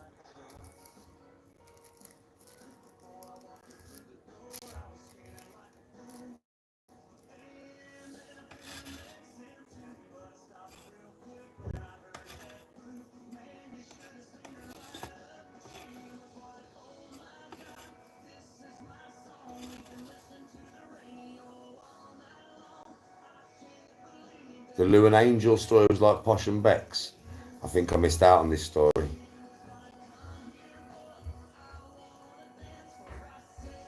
Love you, Danny. Thanks for calling me. No worries, lad. Well, don't thank me. What do you mean? That sounded really bad, white boy. I mean, that made sense for once, yeah? But that sounded really bad. Do you know why that sounded really bad? Because it's because you swear. Bro, I've not given Courtney to you, like. I don't own Courtney, bro. Do you know what I mean? Like, it's ain't like that, bro. I ain't a dad. Like, you know what I'm saying?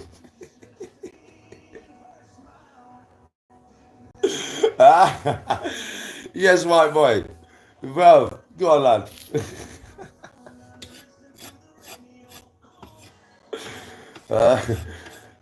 What you mean is, Danny, thanks for giving me the opportunity to meet Courtney. That's what you mean, innit, bro?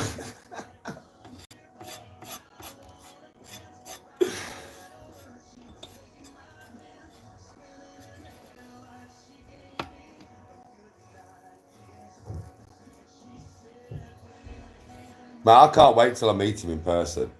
You know what I mean? I can't wait till I meet you in person, white boy. I'm not joking, because when I meet you in person, bro, I'm going to sit there and just let you talk to me for a while.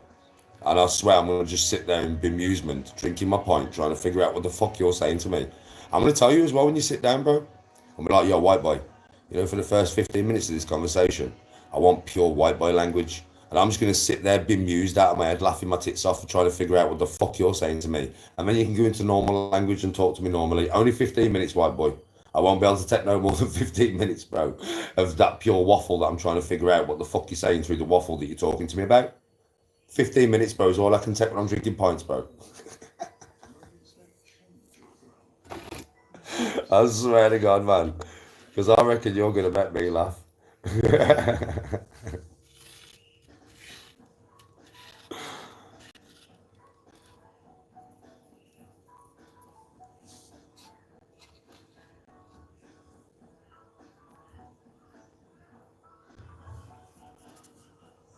In fact, it rhymes, you know, white boy, doesn't it? Yeah, you have your moments, bro, when you go white boy waffling. Yeah, but it rhymes, white boy.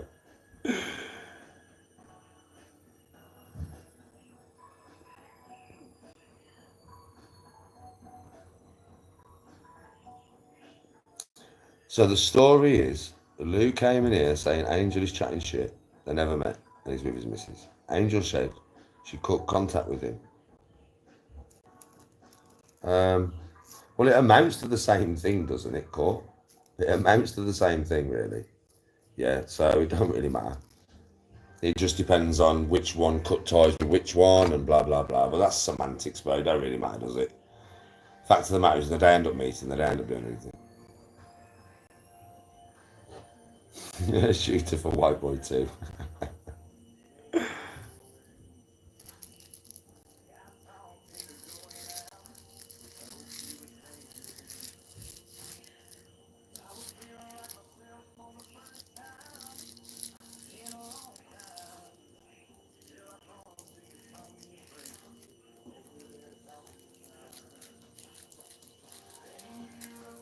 Nobody gets paid as a moderator.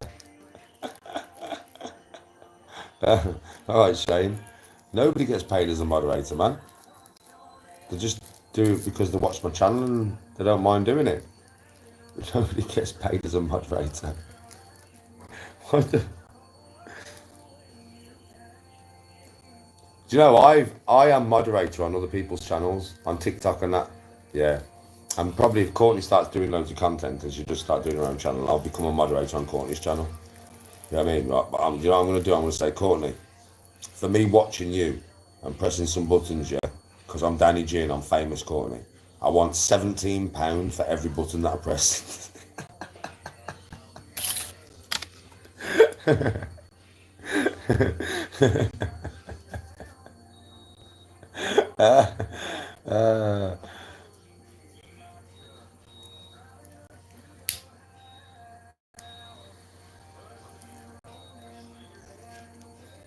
I know you get an invite to the wedding, Sean. I'll make sure you get an invite, bro. I'll tell Courtney, I'll say, don't forget Sean. Do you know what I mean? We can go and play golf in the daytime, innit? While they're getting all the stuff ready. We'll just turn up when it's important, bro. You know what I mean? And suit and all that. And obviously, because fucking white boy thinks Courtney's my daughter, I'm going to be giving Courtney away out. Yes, white boy.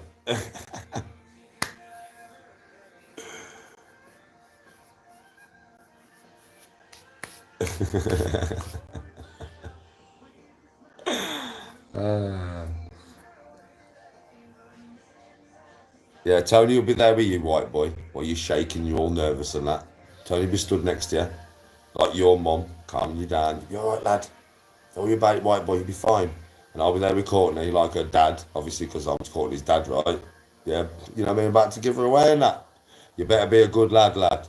If you ain't, listen, if you ain't a good lad, you can have her dad to deal with, eh, you mush? You don't want none of that. You don't want none of that, mate. I'm very accurate with that 3-wood.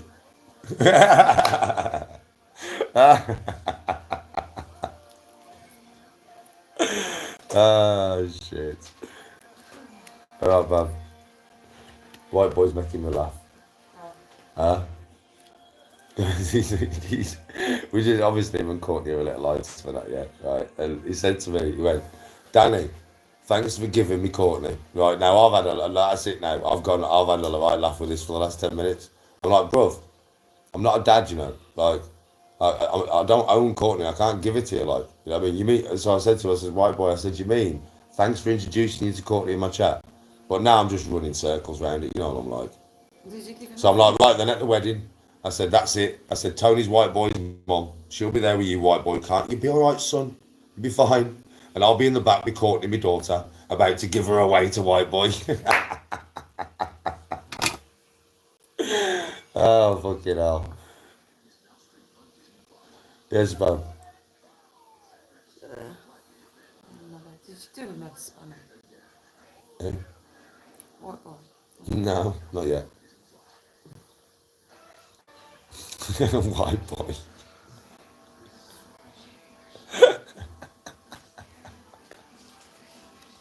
Ah, fucking hell, bro. Joey just said, so I better start getting accurate with Marwood as well, then, don't I? Oh, fucking hell, man. That's funny.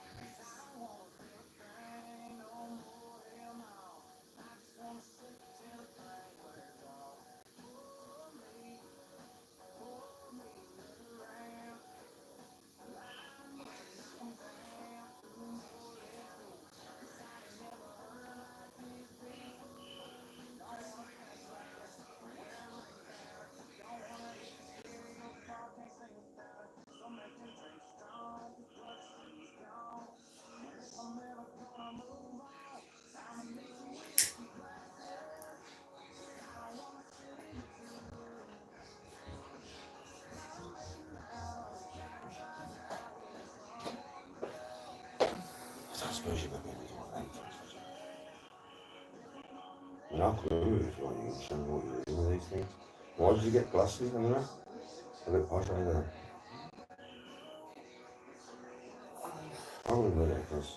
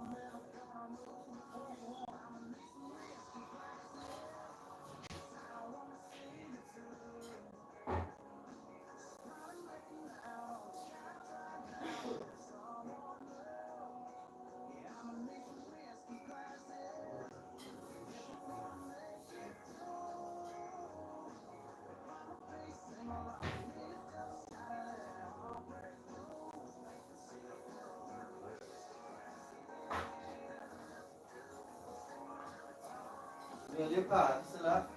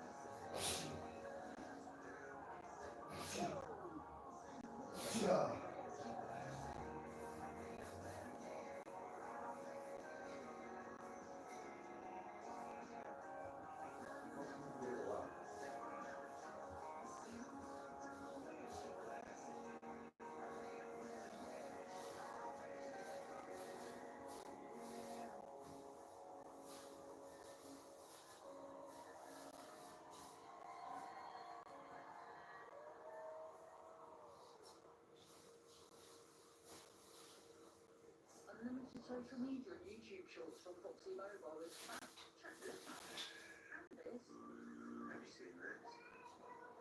Bit weird. The fun never ends with unlimited social media on Foxy Mobile. Social ads in UK TNT's power.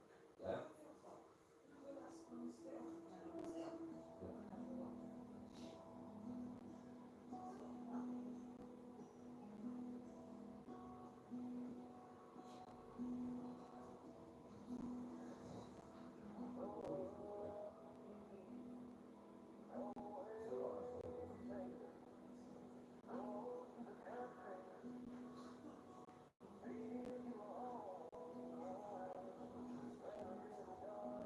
Get this man doing this. I'm going to golf. I've got a broken leg. I'm going to book him. I don't even get this band for him. I'm sweating up to do that. I'm getting this band for him.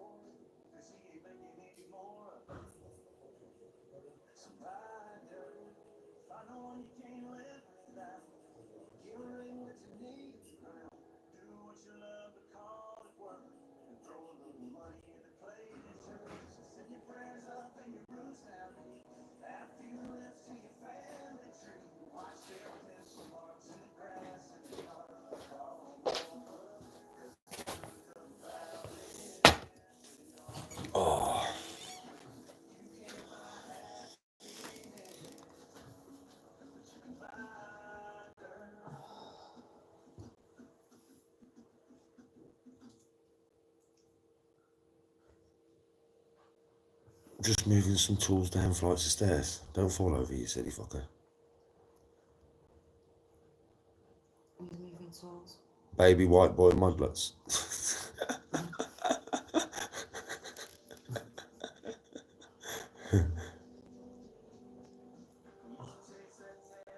My Courtney Lee is getting the D via Danny G.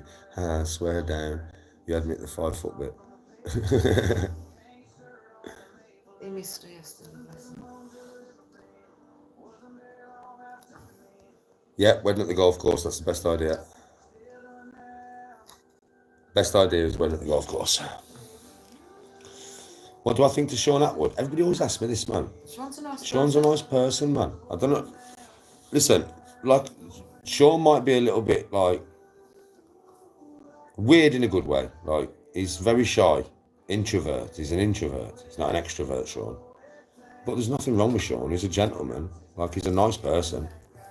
He's never been nothing but polite and respectful to me, my wife, and the kids and everything. I mean, there's like no red flags that I get from Sean or anything like that. I mean, for fuck's sake, he's got a missus and his own kid now. So I don't know why people are always asking me about Sean. Yeah, Sean's an alright bloke, man. From what I've met of him and spent time with him, he's fucking sound.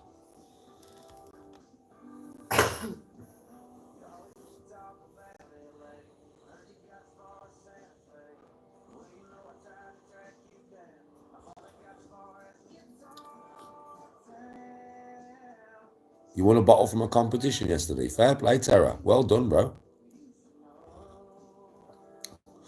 Fucking fair play, Terra.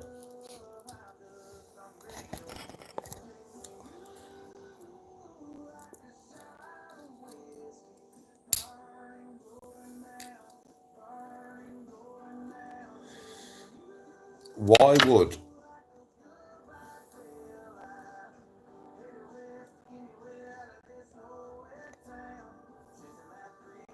fuck me, Shane's moving mad. Hey, Shane's trying to fucking jump in on fucking White Boy and Courtney's relationship here. Fucking hell. White Boy's got his musket out for Dawn, you know.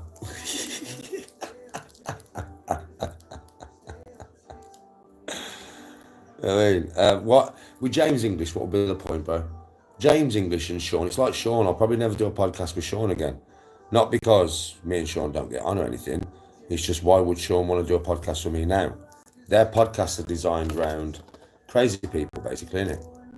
Basically, they don't talk about like James English would only want to talk about all this previous stuff in my life that I've already spoken about on Sean's podcast.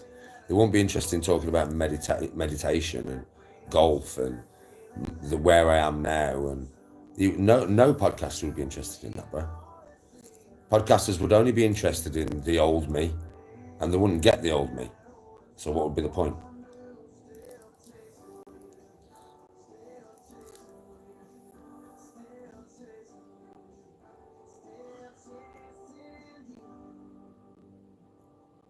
Still speak to Sean. I have him on WhatsApp and I message him from time to time, and I message Jen from time to time to see how the baby is and that, and to see how they are.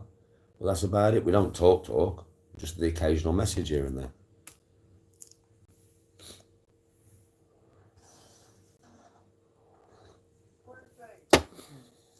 So it's an official website. It's great, isn't it? Ah, yeah. Sure.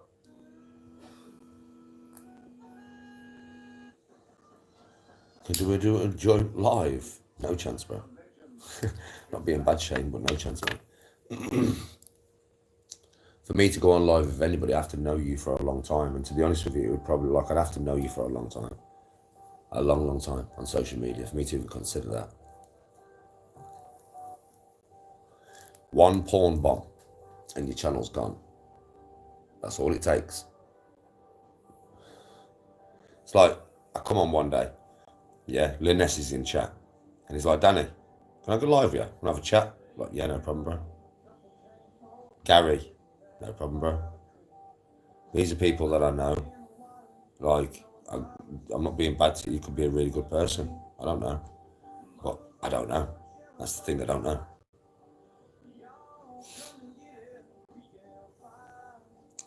What do I think of Darren G? I don't really watch much of Darren G. I mean, what I have seen of Darren G He's a fucking quirky character. I'll give him that. He's certainly a quirky character. And don't get it twisted, you know. He's fucking strong. Darren's strong, man, and he's fit. He's got a right physique on him. You don't get that physique unless you're strong and fit, mate. He trains all the time. He's a strong lad. I don't really know much about him though, bro. He's a bit wacko, quirky personality, strong and fit. I mean, I don't really watch him, so I have seen stuff of Darren G's before, but I don't really watch Darren.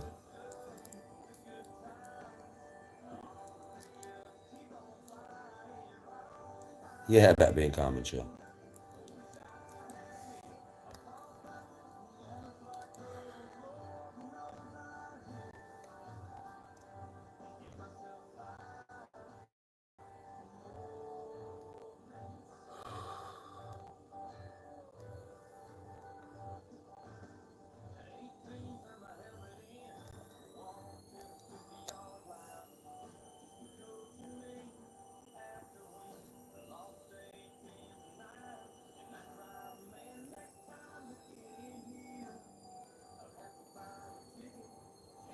Oh, I don't give a fuck, bro. To be honest with you, John Doe. I don't give a fuck about them. Bro, I don't give a fuck about them. Honestly. Don't even need to mention them to me, bro. Let Mr. and Mrs. Dosser do what they want. Fucking what a fucking name, man. What a name. What a name. Fucking hell.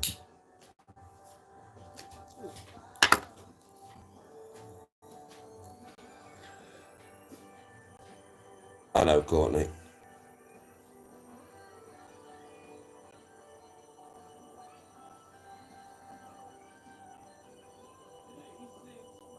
See you later, Tara. In a bit, bro.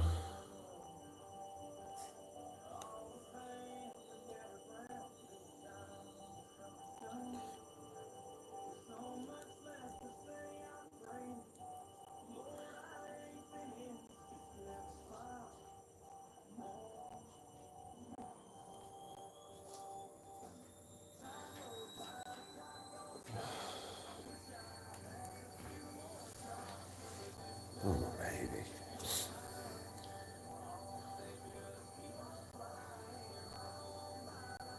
If it's internal, I won't be able to talk, will I?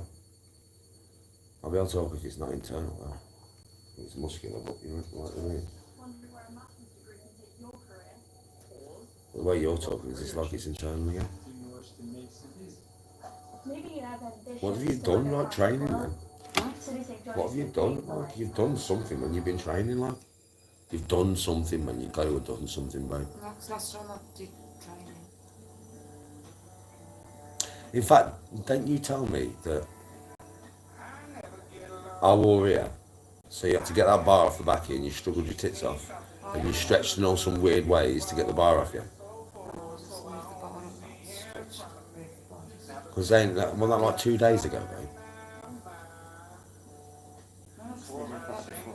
No, it wouldn't. Not if you pulled something.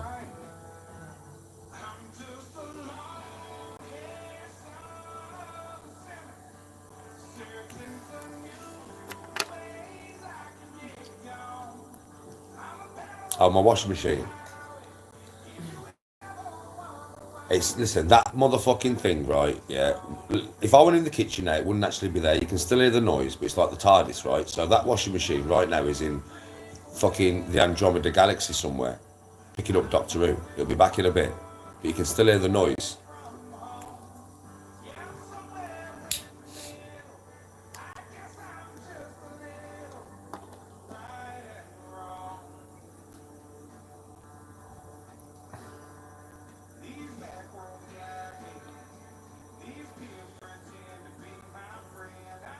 Tony's going to go and get some sleep for a couple of hours. When she wakes up, if her back's still messed up, then yes, Danny will be on top of her.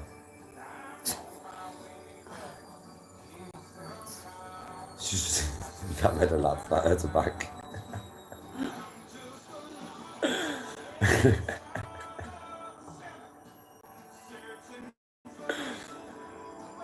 So, yeah, I'll sort her right out.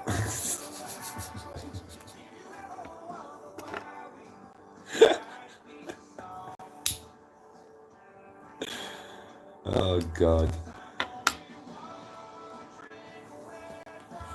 Yeah, but I will later on. Obviously, when she's been to bed, she's had a couple of hours sleep. When she gets up, if she's like, "Daddy, my back's killing me," I'll be like, "Right, lay on the bed, babe.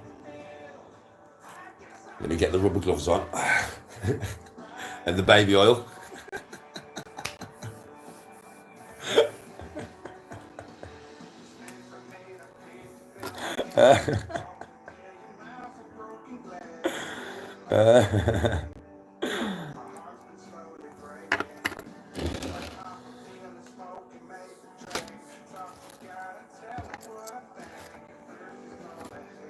Nah, she won't, Courtney. It'll fix it, man. It'll write it. You know what I mean, I'll sort it right out. Tony's smiling to herself here, like she's probably having a little giggle to herself. I can see it on her face. She's trying not to laugh.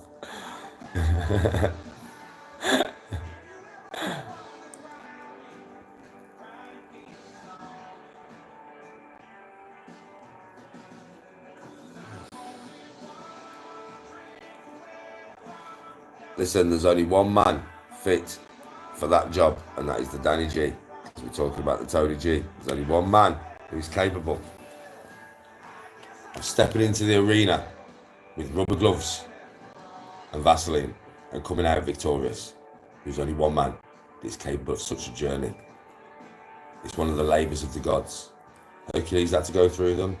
Looks like I'm going to have to go through some of these labours. And it's a real, listen, that's a rough labour. Rubber gloves, Vaseline, Tony laid on the bed. It's a fucking rough labour, that, mate. But I will try and smile through it. I'll try and smile through it. Oh, shit, man.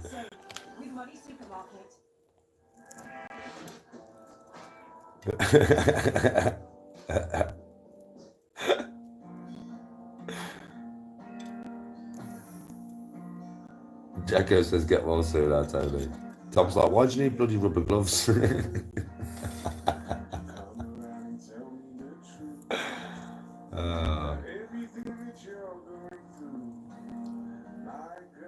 you know what I said to her in the kitchen? This is no word of a lie. I said to her, I said, "You're getting as bad as me, you." I said, "You've got problems, like." Yeah. So I said to her in the kitchen, I went, "Look," I said, "if you're like this tomorrow morning, yeah, you can't come to golf, babe." I said, "You can't." I said, "Because, like, you know, going around the golf course, like, it's not a good idea if your back's hurting and that." I said, "I'm just going to film myself, man, it's not a problem." So then she was like, "I'm coming." I went, "What?" She went, "I've got a buggy.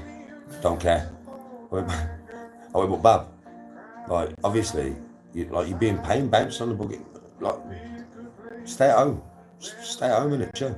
Lay in bed. Chill." "No, I'm coming." "Think I'm staying here?" "I'm not staying here." "I'm not staying here. I'd rather be out there." I was like, "You're fucking mad, you are." I was like, "Honestly, you are mad." I said, "Literally, you're just mad." She's all fucking mad as an after that woman. She's addicted to golf now. She don't even fucking play it. Yeah. The woman is addicted to golf courses, man. She don't even fucking play golf. I'm learning. She's learning. She says, "I'm learning. I'm learning, Alice. I'm learning." Watch everything. I've got time, I've got love, got confidence, rise above. Give me a minute. Badly acted porno film, yeah. Like a badly acted porno film in here.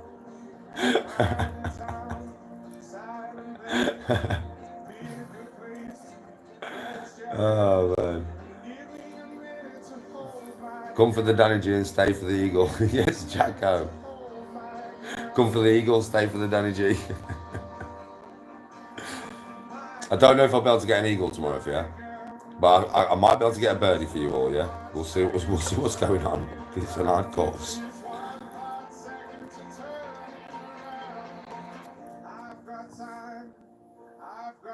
2.2 is my lowest. I'll probably never get there again. That took me a full year of playing every day.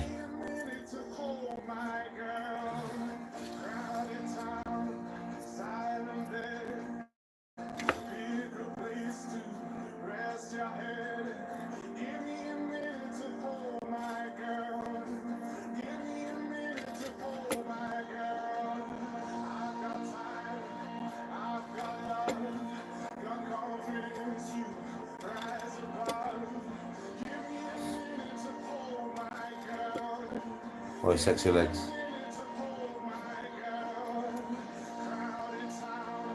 Sexy legs. What are you saying?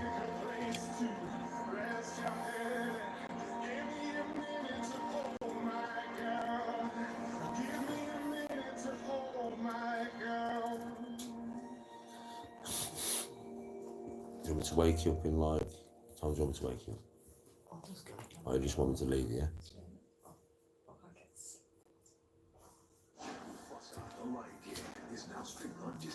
If you lay on one of your sides, yeah, you'll... Would I not walk around I'm missing since time I think it's probably right. If you lay on one of your sides, the one side will be easier to lay on than the other, and it'll be better than laying on your back or your belly. Don't lay on your belly. Do not. I know you like to lay on your belly. Do not lay on your belly. I'm telling you. Just your husband, babe. Don't lay on your belly. Because if you hyperextend your back when you're on your belly, you're gonna wake up and you won't be able to move. You need to move that before you start. I'll move it Get up. them lifting it. I won't lift no more. I promise I won't lift no more, man. I won't do no more weights. I promise. I promise, babe. I won't lift no more weights today. I promise you. Oh, you're just in her face then. She just looked at me. She went, move that bar. Like, I'm not even joking with you. It was, oh, she looked at me so serious. I was fucking shit my pants, man.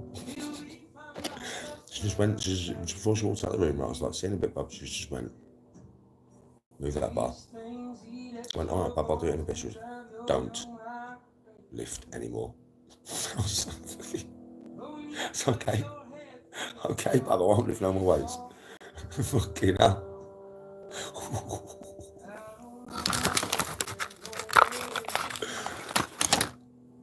I'm great, Dill, over you. Yeah, Koala Kevin, Mystic Meg on the greens tomorrow, mate. Koala Kevin, Mystic fucking Meg, mate. These greens are rapid. Yeah, I'm going to play golf tomorrow. And then tomorrow evening, I'm taking Tony out. Taking her out to do her hobby, which is shuffleboard, right? So I'm taking her out to play shuffleboard and for some cocktails and stuff.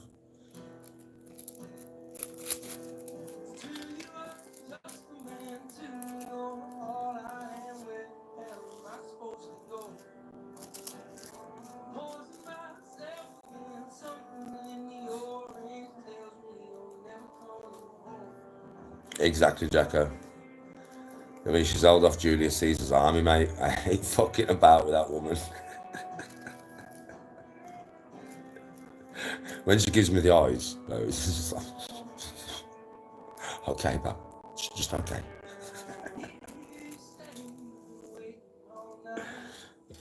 I don't need the pitbull, Bob.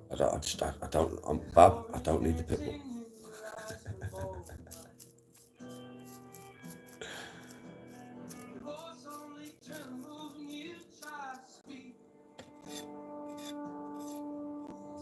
Back to us dancing, this world used to creep.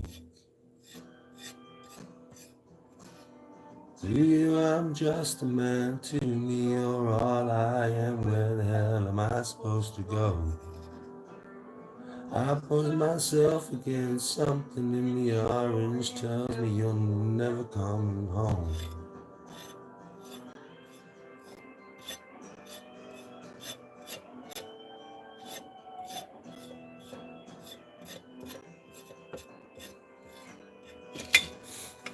Tony is the goat. Yes, Jay, sometimes. Just a man to me, you're all I am. Where the hell am I supposed to go? Buzzing myself against something in the orange tells me I'm never coming home. And if today I'll just stare at the way the orange touches all things around. Just me and you.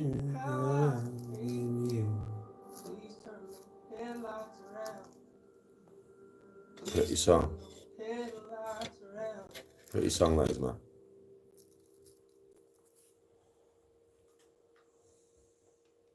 I do like that song. I'm going to listen to it one more time because I like it. 86 or under I'll be happy with, bro. On that course especially, bro. 86 or under, and I've done very well. I've played very well. Under 90 I've done alright. to be honest with you, bro. But 86 or under, I played well. So that's what we're going for. We're going for 86 or under, bro. 86, I've played good. Anything under, really good. Trust me, anything under 86, I've played really good.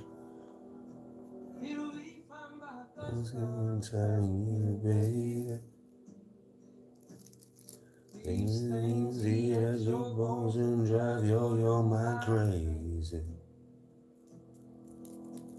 And when you place your head between my collar and jaw,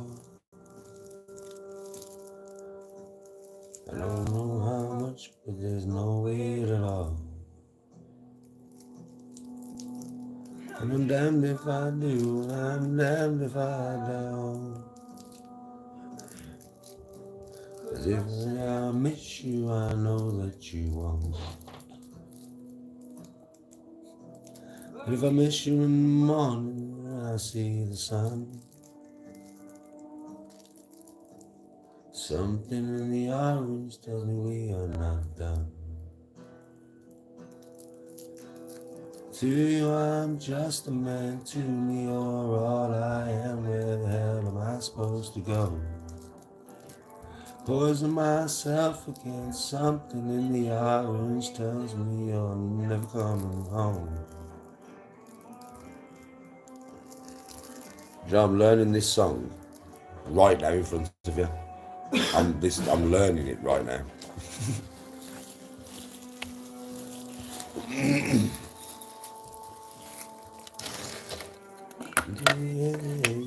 Waiting all night. There's orangeness in your eyes from both light. Your voice only trembles when you try to speak. Coming back to us dancing this woods used to creep. To you I'm just a man, to me you're all I am. Where the hell am I supposed to go? Poison myself against something in the orange tells me you're never coming home.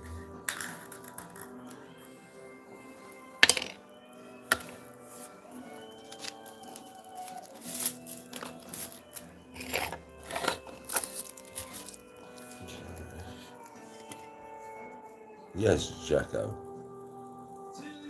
Just a man, to me you're all I am. Where the hell am I supposed to go?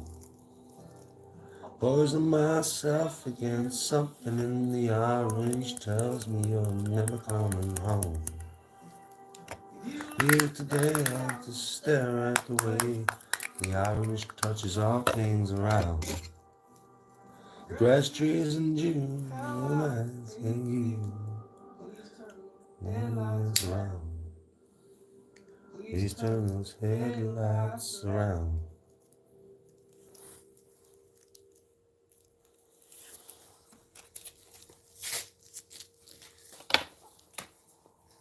Nice song, that.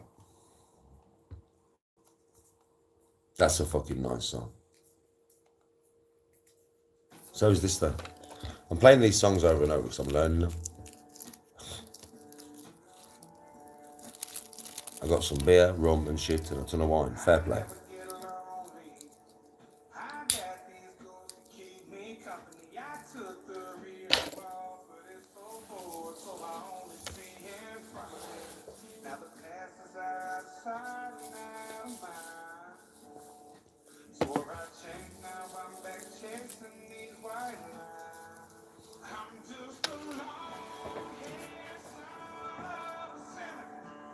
Searching for new ways I can get gone. I'm a pedal to the highway. If you ever wonder why we write these songs, 'cause I'm only one drink away from the devil. I'm only one call away from home. Yeah, I'm somewhere in the middle. You keep hitting the flag. Take a bit of power out, bro. Pull it back a little bit from the flag. These bad boys got me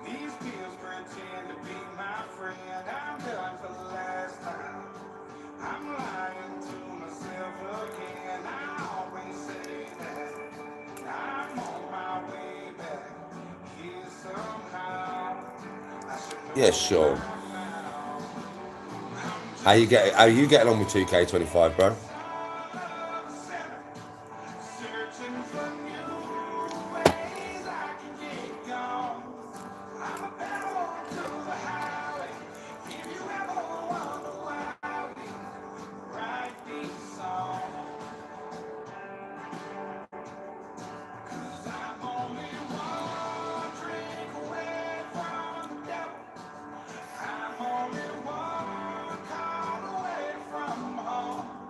Yeah, I'm somewhere in the middle. I guess I'm just a little right and wrong.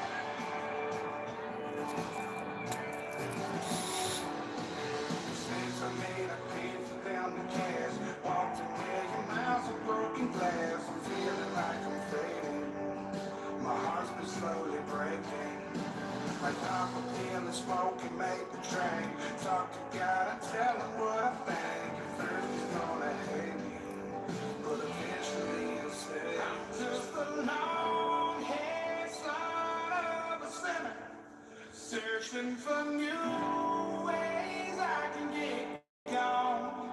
I'm a pedal to the highway. You keep losing online, no way.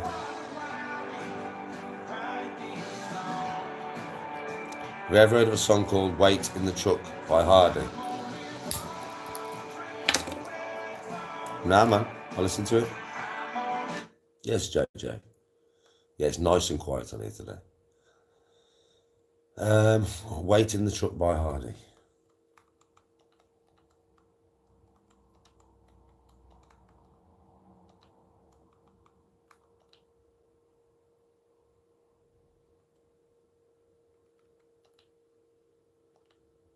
Welcome to another edition of Reinventing Let's see what it's like, bro. Adventure. Home. Yes, Ghost. Feeling that grows over time. It's where a bed becomes your sanctuary. Let's have a listen to this thing.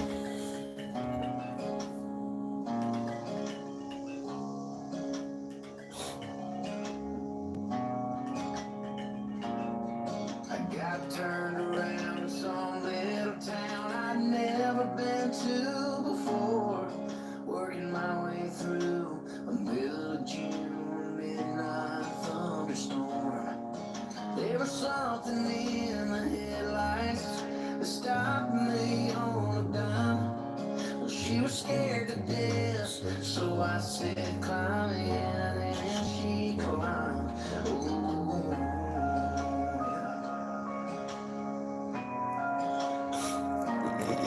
she was bruised and broke from head to toe with a tear in her bloodstained shirt. She didn't tell the whole truth, but she didn't have to. I knew what had happened to her. I didn't load her down with questions. That girl had been through enough. I just threw it in drive, looked in those eyes, and asked her where he was. I don't know if he's an angel. His angels don't do what he do. He was hell-bent to find a man behind all the whiskey scars I hear. I never thought my day of justice would come from a judge under sea. But I knew right then I'd never get hit again when he said to me, wait in the truck, just wait in the truck. And I knocked and knocked and no one came, so I kicked in his double wide door. I let the hammer drop before he got to that 12 he was reaching for. Didn't try to hide my pistol, didn't try to run. Sat on the porch smoking one of his cigarettes and waited for the cops to come. I don't know if he's an angel, cause angels don't do what he did. He was a hell of a man behind all the whiskey scars I hear. Never thought my day of justice would come from a judge under his seat. But I knew right then I'd never get hit again when he said to me, wait in the truck. Just wait in the truck. Oh, mercy on me. That's quite a good tune, bro. It's quite a good tune, that. About a geezer saving a bird from getting battered by her fucking husband. Twat. It was worth the price to see a brighter side of the girl I picked up that night. And I might be here forever. It ain't paradise, that's true. But it's a whole hell of a lot better than the place I sent him to. Yeah. Good song, man. Decent song.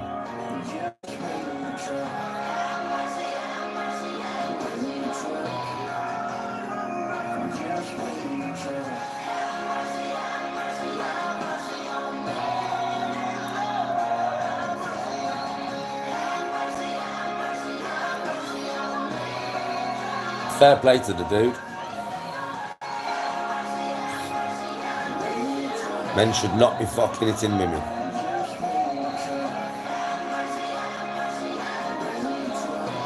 Should not be hitting women, man.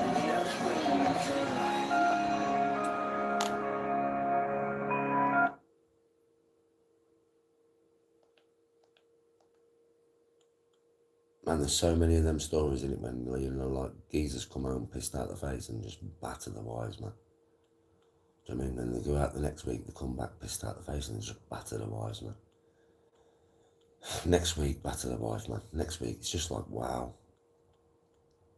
You lost yourself, mate, a long time ago, you did. You lost what it means to be fucking human, and a man, you did, bro. You just lost it. It just went, just disappeared.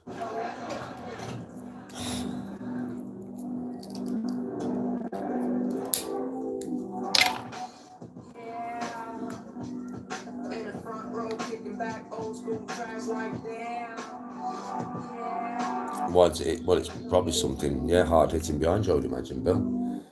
Experian could improve your credit score. Boost it instantly by up to 101. Yeah, kind of. I sing that song sometimes, bro.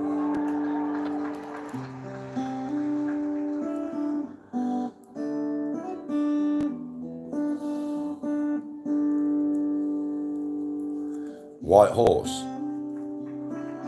I think I've heard it, but I don't know it. I know a lot of Chris Stapleton songs, don't I? But I don't know that one. Let's listen to it. Because I like Chris Stapleton, so I might learn to sing it, if I like it.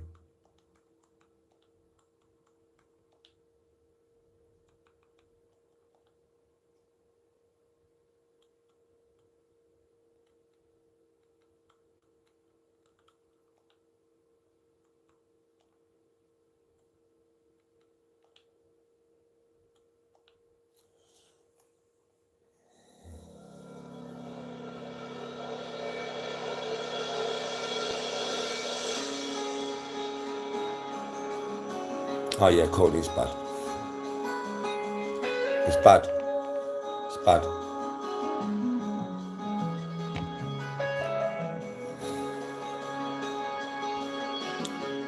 I could never imagine putting my Tony through that.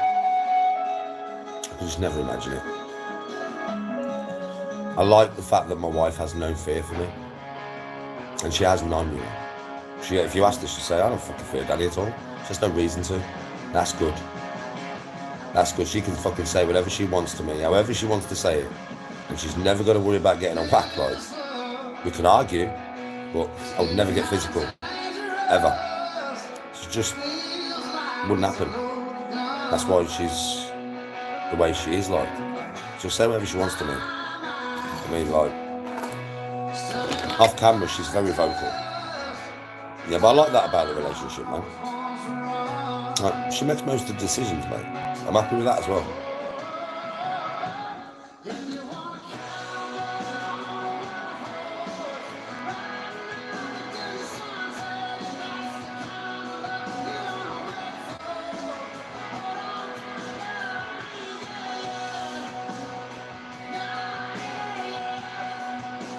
It's like rock as fuck, innit?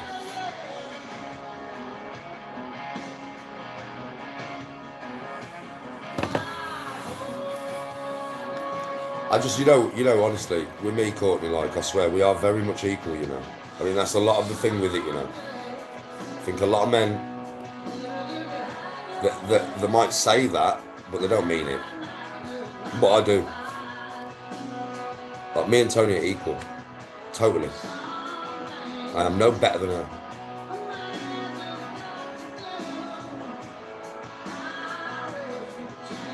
Oh my God. Hello to West London. Jesus Christ, Courtney. Did you see that? Some people, man. I know some people, man.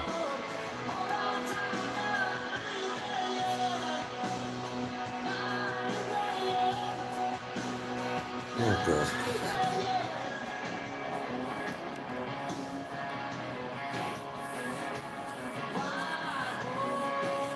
Yeah, it was gone fast, Gary. Fastest fingers in the West Street, mate.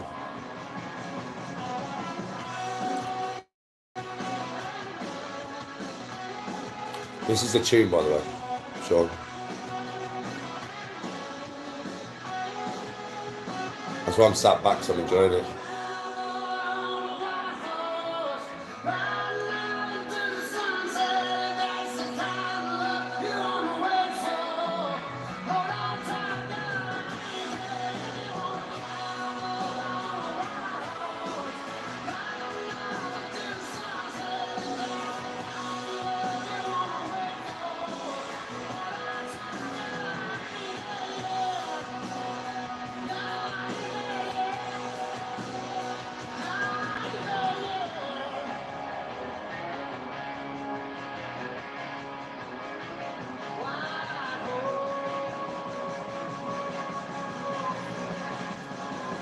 Courtney, I know. Yes, Sean. That is exactly the aim. 86 or under. I fucked about beyond the last round, so tomorrow I'll be going in golf mode. But I'm going to play attacking, Sean, which may benefit me. It may not. But you know something? Like,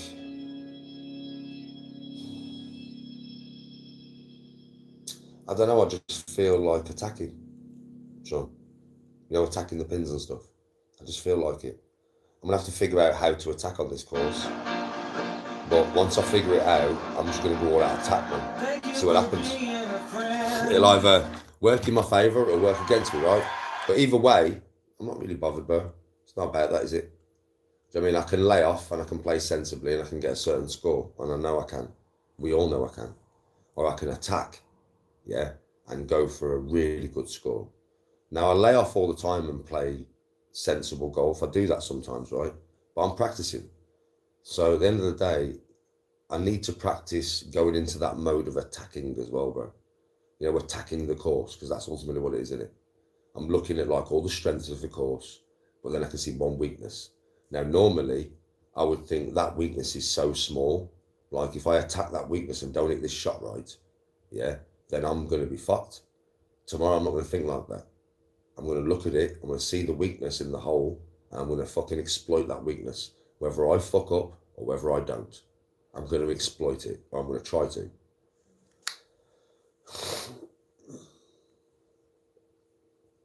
I've played this course a few times.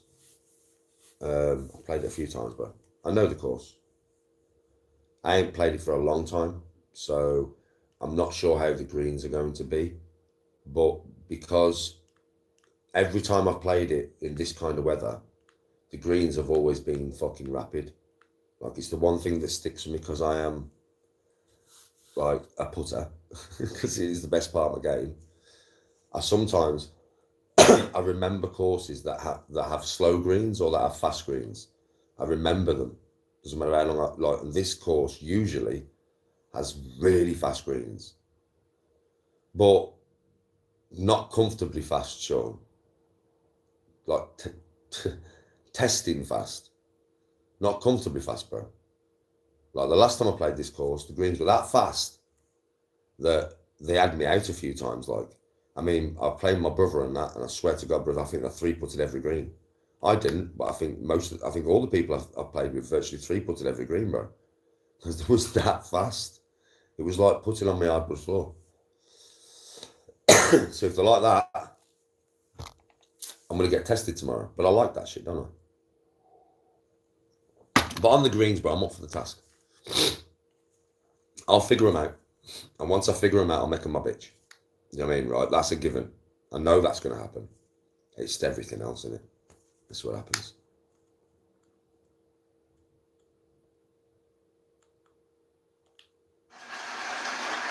And the I%, the person that actually sang the song What makes the greens fast? in the movie, Miss The type of grass used, Allred. the age of the green, the amount of times it's been rolled, the amount of times it's been mowed, and how well they are kept by the greenskeepers. That's what makes greens fast. Some courses, I mean, they can cut the grass as long as they want on a green. They can have longer grass where it's not as fast. They can have shorter grass where it's lightning. The shorter the grass, the drier the green, and the more it's rolled, the faster that fucking green is going to be. So it all comes down to individual courses, really. I mean, in the summer, all greens are medium, minimum medium to very fast. So, like, I would say that Warley Woods, where I normally play, is medium to fast. Not fast, medium to fast. And if these greens are like the was last time I played them, they are going to be fast. Like fast. And fast is... Oh, it's fast. It is like a 15-foot putt, say on Warley Woods. So if I was on Warley Woods now, the power I would put into a 15-foot putt, if this course plays like it did last time, I will have to put the power in to go 10 foot. They are that fast, they will speed up by 5 feet. Downhill is virtually impossible. Like, do you get what I mean? It's like very hard to get near the hole, because downhill, them fuckers just go. Yeah? Uphill, you've got a bit more chance.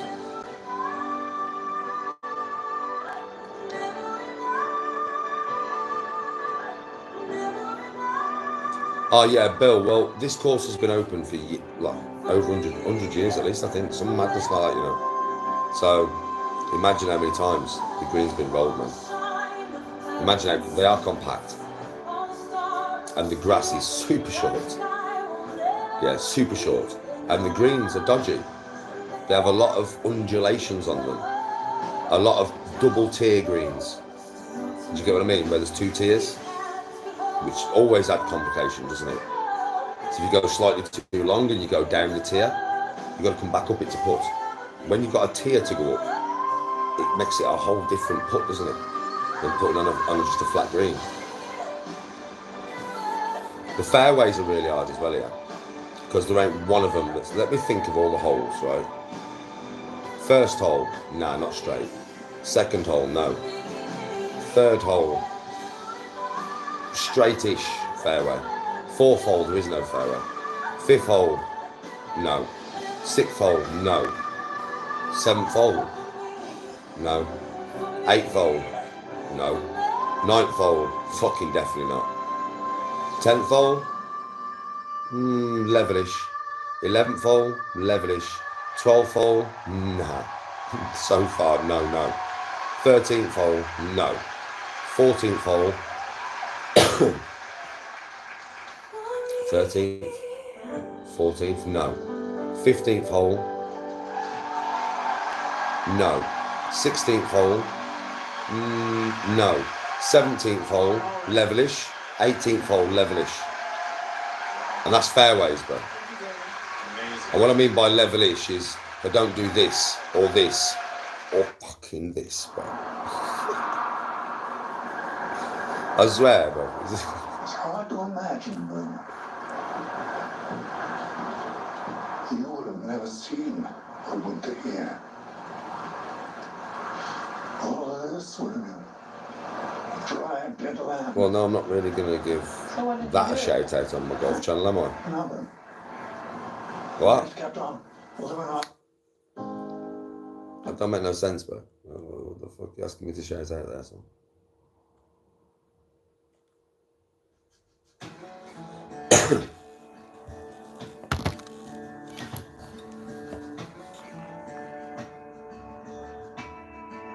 No. I never get lonely.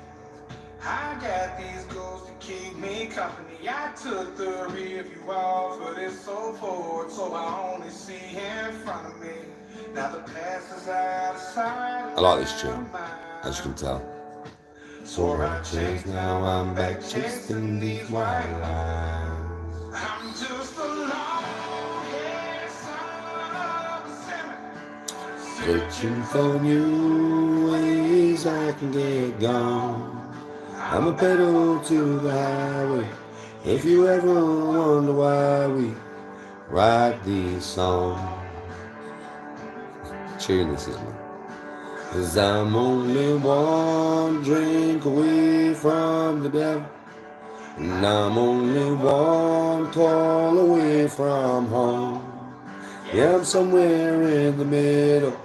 And I guess I'm just a little right or wrong. These back roads got me. These pills pretend to be my friend. I'm done for the last time. I'm lying to myself again. I always say that. Now I'm on my way back. Yeah, somehow I should know by now. 'Cause I'm just a long-haired son of a sinner. Searching for new ways I can get gone.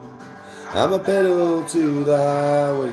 If you ever wonder why we write these songs. Tune, man, this is. 'Cause I'm only one drink away from the devil. And I'm only one call away from home. Yeah, I'm somewhere in the middle. And I guess I'm just a little right and wrong. Tune, man. Yes, Sonny Days. Mistakes I made, I paid for them in cash. Walked a million miles of broken glass. I'm feeling like I'm fading. No way, Bill. Slowly breaking. My dog will feel the smoke and make the drain. Talk to God and tell him what I think. At first he's gonna hate me. But Yes, white. Yes, white boy. And son of a sinner. Searching for new ways I can get gone. I'm a pedal to the highway. If you ever wonder why we write these songs. 'Cause I'm only one drink away from the devil. And I'm only one call away from home. Yeah, I'm somewhere in the middle. And I wish I'm just a little right and wrong. Tune. Back, how you doing? Hello, Angel. How you doing, man? You good? Hope you're having a good day, chick. Hope the healing's going well. Home is a feeling that grows over time. It's where it's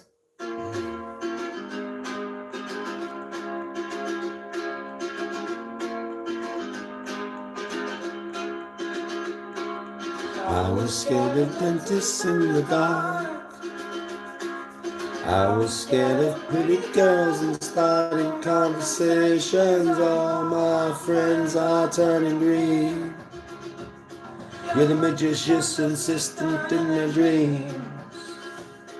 Oh.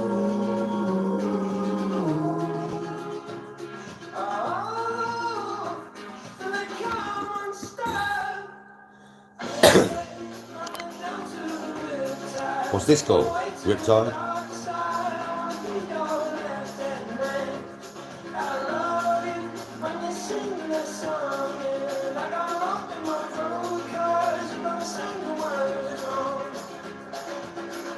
move it that I think you like. This guy decides to quit his job and head to New York City. This cowboy is running from himself. She's been living on the high shelf. These are all the new songs I've been learning.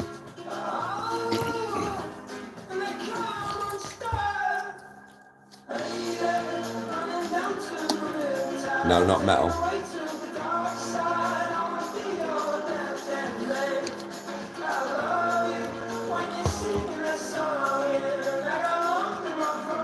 Back.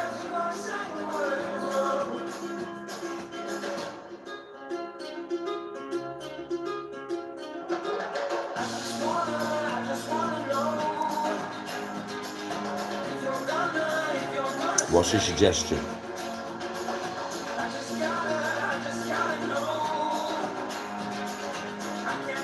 Listen to the Quran? What? I don't follow Islam, bro.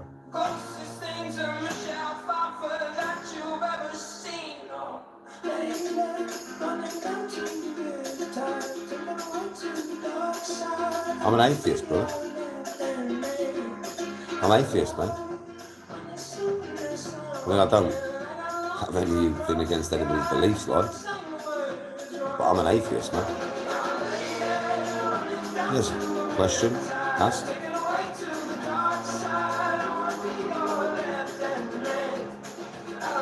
Imagine a girl said she wants menu Daniel. I don't know what you mean by that.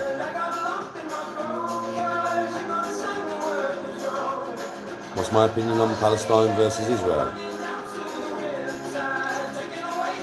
I think honestly that Palestine, well, the Palestinians have been taking the piss out of both. I think the whole world's gone against them in their own way. I think it's wrong. But it's one of them things, but it's on the other side of the world. There's nothing I can do about it, or nobody else here can really do about it. There's nothing else that we can do about this. I mean, but it is bad what's happening. It's not good. It's been happening for too long. There's too many women and children involved in this shit. So it's wrong. It's very wrong. iPhone 16e is designed to be future-proof. The A18 chip will help it feel fast for years, while the battery will last all day. Great for you and future you. iPhone 16e. Latest iPhone, greatest price.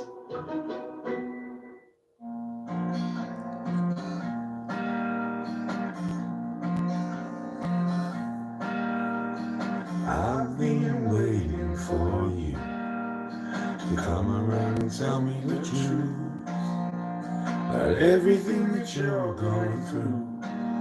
My girl, you got nothing to lose.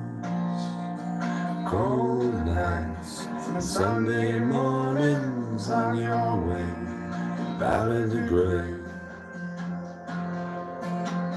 I've got time, I've got love, got confidence, you rise above.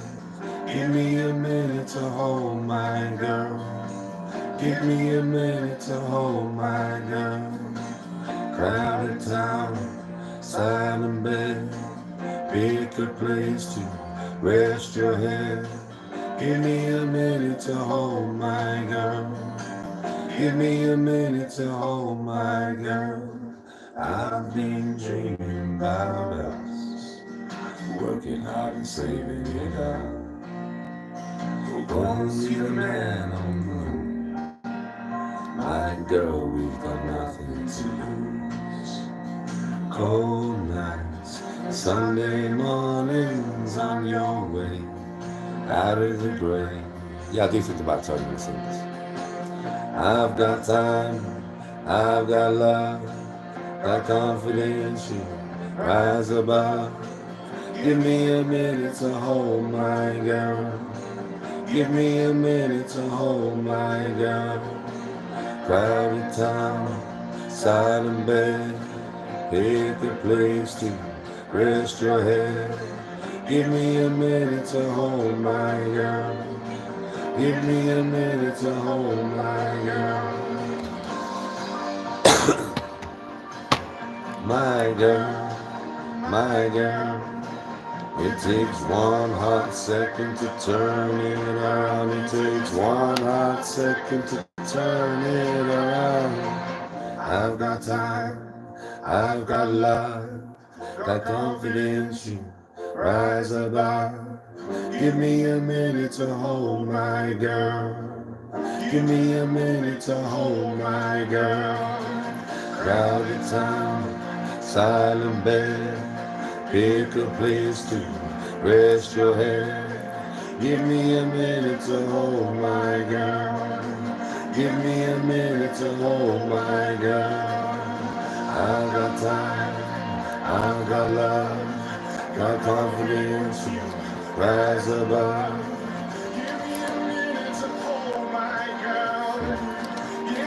I do love this song.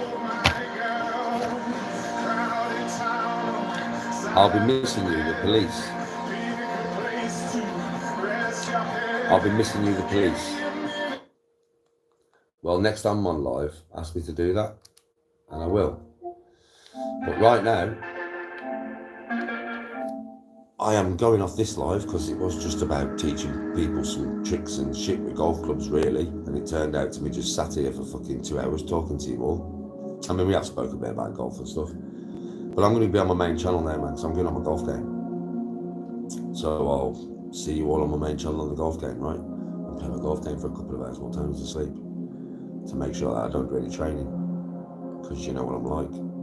I mean, I'm going to sit all the way over here, so I'm not going to probably play very well, but I don't give a shit. I'm just going to go on to the dailies and that, just to get some wedge. Just to get some wedge on the game, you know, some wedge in that. Yeah, I'll see you on the game.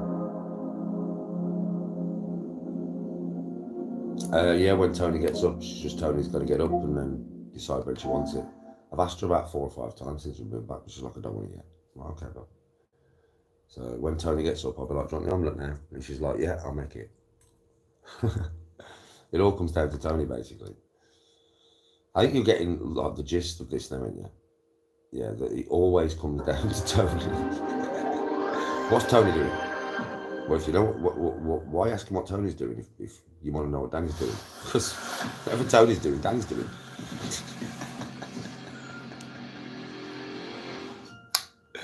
I mean, you want to know what's going on? You fucking ask Tony. There's no point asking me, man. I just go with the flow. I'm like wave after wave, innit? Just go with the flow. Oh, man. Right then, everybody. I'm off. And I'll see you all on the golf game shortly. Peace out.